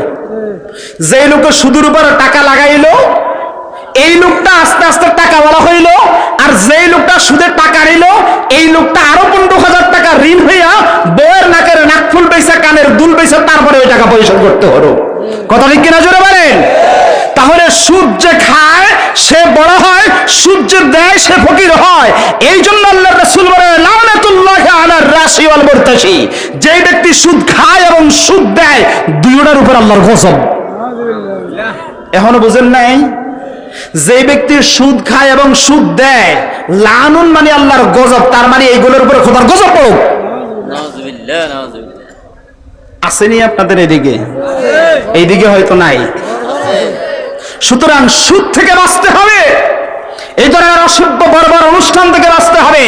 আজকের যুবকেরা তো যেভাবে পথ হারা হচ্ছে, এখন কিচ্ছুর দরকার, হাতের মধ্যে একটা মোবাইল থাকলে চলে। ও যুবক, তুমি একটু খেয়াল করো, তুমি যে কানের মধ্যে ইয়ারফোনটা দিয়ে গান বাজে শুয়েছ, আজকে এই রাত্রিতে যদি আজরাইল তোমার কাছে এসে পারে, দে তোর প্রাণটা এখনই আমার কাছে হ্যান্ডওভার করতে হবে। এখনই অর্ডার আসছে তোর রবের পক্ষ থেকে, তোর জীবন নাম চলন্ত গাড়িটাকে এখনই হাত ব্রেক করতে হবে, তখন তোমার উপায় কি হবে? একটু কি ভেবেচিন্তে রেখেছো? সুতরাং যুবকেরা, আস্তে আস্তে সংশোধন হও। এই ধরনের তাফসিরে মাহফিল দিয়ে আল্লাহ পাক তোমাদের উপরে খাস রহমত নাজিল করো। বাংলাদেশে বহু যুবকেরা রয়েছে গান বাজনা দেয়। আমি অত্যন্ত খুশি হয়েছি আজকের এই যুবকদের উদ্যোগ দেখে। আল্লাহ এই যুবকদের মাধ্যমে এই সমাজের মধ্যে শান্তি বর্ষিত করাও। জোরে বলেন আমিন। যেই সমাজে যুবকরা ইসলামের জন্য সচেতন হবে, ওই সমাজে শান্তি আসবেই আসবে, এতে সন্দেহ নাই। আর যেই সমাজের যুবকরা খারাপ হবে, ওই সমাজটা আস্তে আস্তে অশান্তির সমাজে পরিণত হবে। আমি দোয়া করি আল্লাহর কাছে, আল্লাহ পাক রব্বুল আলামিন এই সমাজের উপরে তার খাস রহমত নাজিল করুক। জোরে বলেন আমিন। এই যুবকেরা যারা মাহফিলের তাফসীরুল কোরআন মাহফিলের আয়োজন করেছে, আল্লাহ প্রত্যেককে কোরআনের এক একজন সৈনিক বানিয়ে দেন। জোরে বলেন আমিন। والذين لا يدعون مع الله إلها آخر ولا يقتلون النفس التي حرم الله إلا بالحق ولا يزنون। আল্লাহ পাক রব্বুল আলামিন বলেন, আমার গোলাম যারা হবে তাদের আলামত হবে, তাদের সিম্পটম হবেন, তারা আমি আল্লাহকে ব্যতীত অন্য কাউকে উপাস্য রূপে গ্রহণ করবে না। তারা কখনো মুখ দিয়ে এই কথা বাহির করবে না যে মা সরস্বতী, মা দুর্গা, এই কথা তারা কখনো বলবে না। মা দুর্গার কাছে আশীর্বাদ চাই, এই কথাও তারা বলবে না। বলবে? জোরে বলেন বলবে? মা দুর্গা বলতে রাজি আছেন না আপনারা? বাংলাদেশের জাতীয় পর্যায় থেকে শিখিয়ে দেওয়া হচ্ছে যে এই বছর দুর্গা পূজাতে মা দুর্গার কাছে ধর্ম বর্ণ নির্বিশেষে সকলেই প্রার্থনা করব যে মা দুর্গা, তুমি আমার এই মাতৃভূমিকে বাংলাদেশকে জঙ্গিবাদ মুক্ত করো। চিৎকার করে বলুন না নাউজুবিল্লাহ। এগুলোও বলে মন্ত্রী কই থেকে যে ডাইল খেয়া এগুলোরে নিয়ে আসছে আল্লাহ মাবুদ জানে। মুসলমান হিসাবে পরিচয় দেয় আবার সমাজে। কোন মুসলমান এই কথা বলতে পারে না, মা দুর্গা বলতে পারে না। মুসলমান শুধু কেবল এক রবের ইবাদত করবে, লা শারীকা লাহু, তার সাথে কোনো শরীক নাই। এক কথাই, কোনো কম্প্রোমাইজ, কোনো স্যাক্রিফাইস নাই। আল্লাহ এক এক। আর তুই যদি 6টার পূজা করস, 12টার পূজা করস, তাতে আমার কিছু আসে যায় না। হিন্দুরা তারা মূর্তি পূজা করে, এই জন্য তাদের স্বাধীনতা আমার ইসলাম দিয়েছে, তারা তাদের স্বাধীনতা পালন করুক। আমাদের এই ব্যাপারে কোনো বাড়াবাড়ি নাই বিন্দু পরিমাণও। কিন্তু আমাকে বাধ্য করা যাবে না যে আমি কেন মূর্তির সামনে যেতে হবে, আমি মূর্তি পূজা করব, আমি মূর্তির কাছে প্রার্থনা করব, আর্চনা করব, এটা কশিন কালেও হবে। আল্লাহ পাক রব্বুল আলামিন বলেন, ওয়ালা ইয়াকতুলুনা আন-নাফস আল্লাতী হারামাল্লাহু ইল্লা বিল হাক্কি ওয়ালা ইয়াজনুন। যারা আমার বান্দা হবে, রহমানের গোলাম হবে, যারা তাদের আলামত হবে, তাদের সিম্পটম হবে, তারা অন্যায়ভাবে কোনো ব্যক্তিকে হত্যা করবে না। কি করবে না? অন্যায়ভাবে। খুব ভালো করে বুঝেন, এই আয়াত দ্বারাই স্পষ্টভাবে কথিত জঙ্গিবাদ এবং জঙ্গি হামলা সম্পূর্ণরূপে নিষিদ্ধ হয়ে যায়। ঠিক কিনা জোরে বলেন? বুঝতে পারতেছেন? ওয়ালা ইয়াকতুলুনা আন-নাফস আল্লাতী হারামাল্লাহু ইল্লা বিল হাক্কি ওয়ালা ইয়াজনুন। অন্যায়ভাবে কোন ব্যক্তিকে যে হত্যা করে ফেললো, অন্যায়ভাবে কারোর উপরে বোম মারলো, অন্যায়ভাবে কাউকে যে আঘাত করলো, এটা ইসলাম কখনো সমর্থন করে না। সে আল্লাহর গোলাম হতে পারবে না। তাহলে জঙ্গিবাদকে এখান থেকে নিষিদ্ধ করা হলো, কি জিহাদকে উৎসাহিত করা হলো। কোন ব্যক্তি যদি নাকি অন্যায় করে ইসলামকে নিয়ে, রাসূলকে নিয়ে, কোরআনকে নিয়ে, আলেম ওলামাদেরকে নিয়ে, দ্বীন নিয়ে, ইসলাম নিয়ে, শরীয়ত নিয়ে, তাহলে তার ব্যাপারে সিদ্ধান্ত নেওয়া যাবে। আর সেই সিদ্ধান্তের পন্থা হলো জিহাদ। সেই সিদ্ধান্তের পন্থা কি? জিহাদ। কারণ যে ব্যক্তি এমন করবে, ওই ব্যক্তি হলো ইসলামের জন্য একটি ক্যান্সার, একটি টিউমার। আর এই টিউমারটাকে অপারেশন করতে হবে, আর ওই অপারেশনের নামে হলো জিহাদ। ইসলাম জিহাদকে ফরজ করেছে, জঙ্গিবাদকে ইসলাম নিষিদ্ধ করেছে। ঠিক কিনা জোরে বলেন? সুতরাং কোরআনকে বাঁচিয়ে রাখার জন্য, কোরআনকে এই জমিনে বলবৎ করার জন্য, প্রতিষ্ঠা করার জন্য জিহাদের যদি প্রয়োজন হয়, তাহলে বুকের তাজা রক্ত ঢেলে দিয়ে হলো জিহাদ করে কোরআনকে প্রতিষ্ঠা করবে ইনশাআল্লাহ। চিৎকার করে বলেন ইনশাআল্লাহ। আমরা আল্লাহর গোলাম, এটা আমাদের সিমটন, এটা আমাদের আলামত। এখান থেকে পিছপা হওয়ার কোনো কারণ নাই। মুনাফিকি করার হুজুররা কয় হয়তো আবার কে জানে এরকম হইতে পারে, সুযোগ নাই, স্পষ্ট। তবে জঙ্গিবাদের সাথে কোনো সম্পর্ক ইসলামের সাথে নাই। ومن يفعل ذلك يلقى أثاما, যদি কোনো ব্যক্তি এখনো ধরনের কোনো কাজ করে, অন্যায়ভাবে কাউকে হত্যা করলো, অন্যায়ভাবে কাউকে মারলো, অন্যায়ভাবে কারোর উপর আঘাত করলো, এটা অত্যন্ত নিগৃহীত কাজ, খারাপ কাজ। এই ধরনের কাজ থেকে দূরে থাকতে হবে।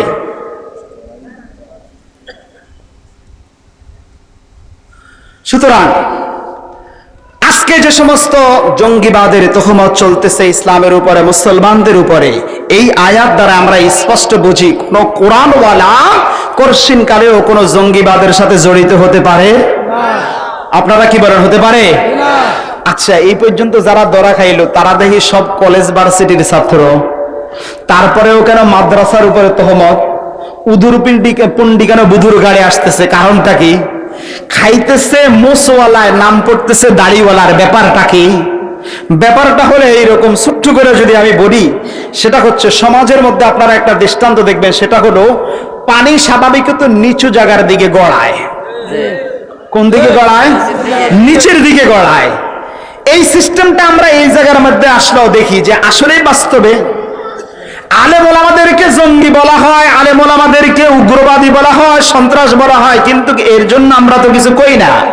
কিন্তু যারা অস্ত্র নিয়ে চলে, এই অস্ত্রওয়ালা ছেলেটার সামনে দাঁড়াইয়া কোন লোক কথা বলতে দেখছেন আপনি? সামনে কয়েক করে ডাইরেক্ট শুট করবে, এর সামনে কথা বলে না। তার মানে হচ্ছে যে লোকটা ভদ্র ভালো, তার ব্যাপারে কথা চলে, কিন্তু ওই অস্ত্রবাজের ব্যাপারে কথা চলে না।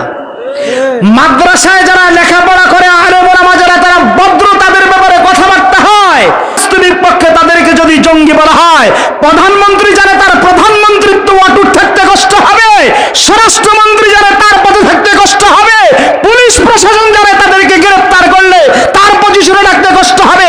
এই জন্য তাদেরকে জঙ্গি বলে না, তাদেরকে গ্রেফতার করে না। আমরা মাদ্রাসার ছাত্ররা কখনো দেখি নাই কোনো জঙ্গিবাদে লিপ্ত হতে। আমরা ঘৃণা করি এই ধরনের কাজকে। হ্যাঁ, যদি কারোর সাথে প্রতিবাদ করতে হয় তাহলে প্রতিবাদ করব, মুখোমুখি প্রতিবাদ, হয়তো বিজয়ী হব নতুবা শাহাদাত বরণ করব, ঠিক কিনা জোরে বলেন?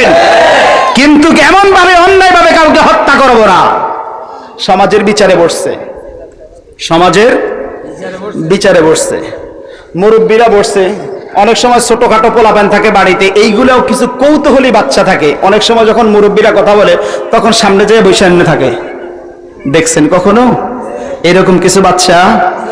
এখন সমাজের কিছু মাতাব্বররা থাকে, এরা আবার খুব টেকনা মার্কা। ছোট্ট বাচ্চা যে সামনে বসলো, সামনে বাচ্চাটা বসছে আর পিছনে একজন মুরব্বী। এখন এই বাচ্চাটাকে উঠাইয়া দিতে পারে না। কতক্ষণ পরেই আঙ্গুলের মাথাটা দিয়ে বাচ্চাটার এমন একটা খোঁচা মারে, আস্তে করে, অন্যরা যেন না দেখে। বাচ্চা ওইদিকে দিক তাকায়, কিচ্ছু দেয় না। আবার আর একটু পরে তাও একই অবস্থা, কিছু দেয় না। তার মানে ওই লোকটা চাচ্ছে বাচ্চাটা সরে গেলে সে ওই যে সামনে ভালো তিনজন মুরব্বী আছে এদের কাতারে যেয়ে বসবে। পারতেছে না, পারতেছে না। একটু পরে আল্লাহ দিলে পিছনের রাস্তা দিয়ে খুরুজুর রেড একটা সাইডে দিল। আপনাদের এদিকে কি বলে তা জানি না, ভাঙতে চাই না। পিছনের রাস্তা দিয়ে বাতাস বাহির হয় কিনা? হয়। এ একটা বাতাস ছেড়ে দিল। বাতাস ছেড়ে দেওয়ার পরে সবাই নাকে হাত দিল, হাত দিয়েই এদিক সেদিক তাকাচ্ছে। পাশে যিনি বসে আছে উনি বুঝতে পারছে ডান পাশের বাম পাশের পিছনের তিনজনেই যে কামটা কিন্তু হেই করছে, কামটা কিন্তু এই লোকটাই করছে, যে লোকটা বাচ্চাটারে গুতায়। এর মাঝখান দিয়ে এ করলো কি, ওই তিনজনে দেখার পরে ওই বাচ্চাটারে এমনি আঘাত দিয়ে কয়, এই বসে বসে ফাদস্কা উঠ। দিল হে, দোষ দিল কার উপরে? বাচ্চার উপরে। ওইলো একবার, মিনিট দুটিক যাইতে না যাইতে আবারও মারলো আরেকটা, আবার মাইরা আবার ওই বাচ্চাটার উপরে আঙ্গুল দিয়ে গুতাইতে গুতাইতে দুইটা সাইড ব্যথা করে ফেলছে। শেষমেশে বাচ্চা বসতে না পাইরা পিছনে আইসা বসতেছে, বৈশা কানতেছে, চোখের পানি ফেলতেছে। পিছনে এক মুরব্বী উঠে বেড়ে, বাবা কান্দো কেন? কয় না, কান্দো কেন? কয় কাকু আমি এই জায়গায় বসছিলাম সামনে, ওই যে উনি দেখা যায় উনি আমারে দুইটা আঙ্গুল দিয়ে এইভাবে শুধু গুতায়, আর একটু পর পরে পাত দিয়ে আমারে কয় কয় তুই পাদস কে? কথা ঠিক কিনা জোরে বলেন? এখন ডানে বামে যারা, এরা তো জানে ঘটনাটা এ ঘটাইছে, তারপরে ওই বাচ্চাটার উপরে চাপাইয়া দিচ্ছে, কারণ সে ছোট, কারণ সে দুর্বল, সে প্রতিবাদ করতে পারবে না। কথা ঠিক কিনা জোরে বলেন? ঠিক এই অবস্থা চলছে বর্তমানে সারা বাংলাদেশ জুড়ে। যারা অস্ত্র নিয়ে দৌড়াদৌড়ি করতেছে, হোলি খেলতেছে অস্ত্র নিয়ে, ওপরে যারা হত্যা করতেছে, চাপাতি দিয়া রামদাও দিয়া যারা কোবায় কোবায় টুকরো করতেছে, তাদেরকে জঙ্গি বলা হয় না। জঙ্গি নামের কিছু কোথাও জমাই কইরা কয়টাকে দইরা নিয়ে তারপরে এদেরকে শুট করে তারপরে বলা হয় জঙ্গি ধরা খাইছে। কথা ঠিক কিনা জোরে বলেন? এই ধরনের নাটক আর বরদাস্ত করা যায় না। নিরীহ এই ধরনের মানুষদেরকে হত্যা করাটা ইসলাম কখনো সমর্থন করে না। সেটা আইনে হোক অথবা বেআইনে হোক, আইনের আওতায় এনে তারপরে তার বিচার হোক। আইনের লোক করবে, ক্রস ফায়ারের নাম দিয়ে এই ধরনের মানুষদেরকে হত্যা করবে, এটা ইসলাম সমর্থন করে না কোশ্চেন কালেও। বিভিন্ন মায়ের বুক থেকে তাদেরকে তুলে নেওয়া হচ্ছে, অমুকের সন্তান গুম হয়ে গেছে, তমুকের সন্তান গুম হয়ে গেছে, আর তার বাহাদুরি দেখার জন্য তাদেরকে একত্রিত করে অমুক জায়গায় 20টা জঙ্গি তারা খাইছে, একসাথে শুট করে তাদেরকে মেরে ফেলা হচ্ছে। কেন? এটা ইসলাম কখনো সমর্থন করে না। সুতরাং বন্ধুরা, সর্বশেষ কথা হচ্ছে রহমানের বান্দা হওয়ার জন্য যে গুণগুলো বলেছি, এই গুণগুলো আমাদের কাছে আমাদের সাথে ফিট করবে, 1 নাম্বার। 2 নাম্বার, সর্বশেষ কোরআনের সাথে সম্পর্ক রাখতে হবে। কোরআনের সাথে সম্পর্ক রাখার জন্য শর্ত হলো আলেম ওলামার সাথে সম্পর্ক করতে হবে। আলেম ওলামার সাথে যদি সম্পর্ক না থাকে, কোরআনের সাথে সম্পর্ক হবে না। মাদ্রাসার সাথে সম্পর্ক করতে হবে, মসজিদের সাথে সম্পর্ক করতে হবে, তাহলেই আবার আমরা আমাদের পূর্বের জায়গায় ফিরে যেতে পারবো। মহান রব্বুল আলামিন আমাদের সকলকে দ্বীনের পথে সহিভাবে চলার মতন তৌফিক আমাদেরকে দান করুক, জোরে বলুন আমিন। আমরা যেন কোরআনকে বুকে নিয়ে, কোরআনকে সিনায় নিয়ে, কোরআন আমাদের জীবন, কোরআন আমাদের মরণ, এই প্রত্যয় নিয়ে যেন আমরা কবরে যাইতে পারি, জোরে বলুন আমিন। কোরআন প্রতিষ্ঠার আন্দোলনে যেন বুকের তাজা রক্ত ঢেলে দিয়ে আমি যেন কোরআনের শিকড় হতে পারি এই আন্দোলনের মধ্যে, কোরআন প্রতিষ্ঠার আন্দোলনের শিকড় হিসেবে আল্লাহ আমাকে যেন কবুল করে, জোরে বলুন আমিন। ওয়া আখির দাওয়ানা আলহামদুলিল্লাহি রাব্বিল আলামিন। আসসালামু আলাইকুম ওয়া রাহমাতুল্লাহি ওয়া বারাকাতুহু।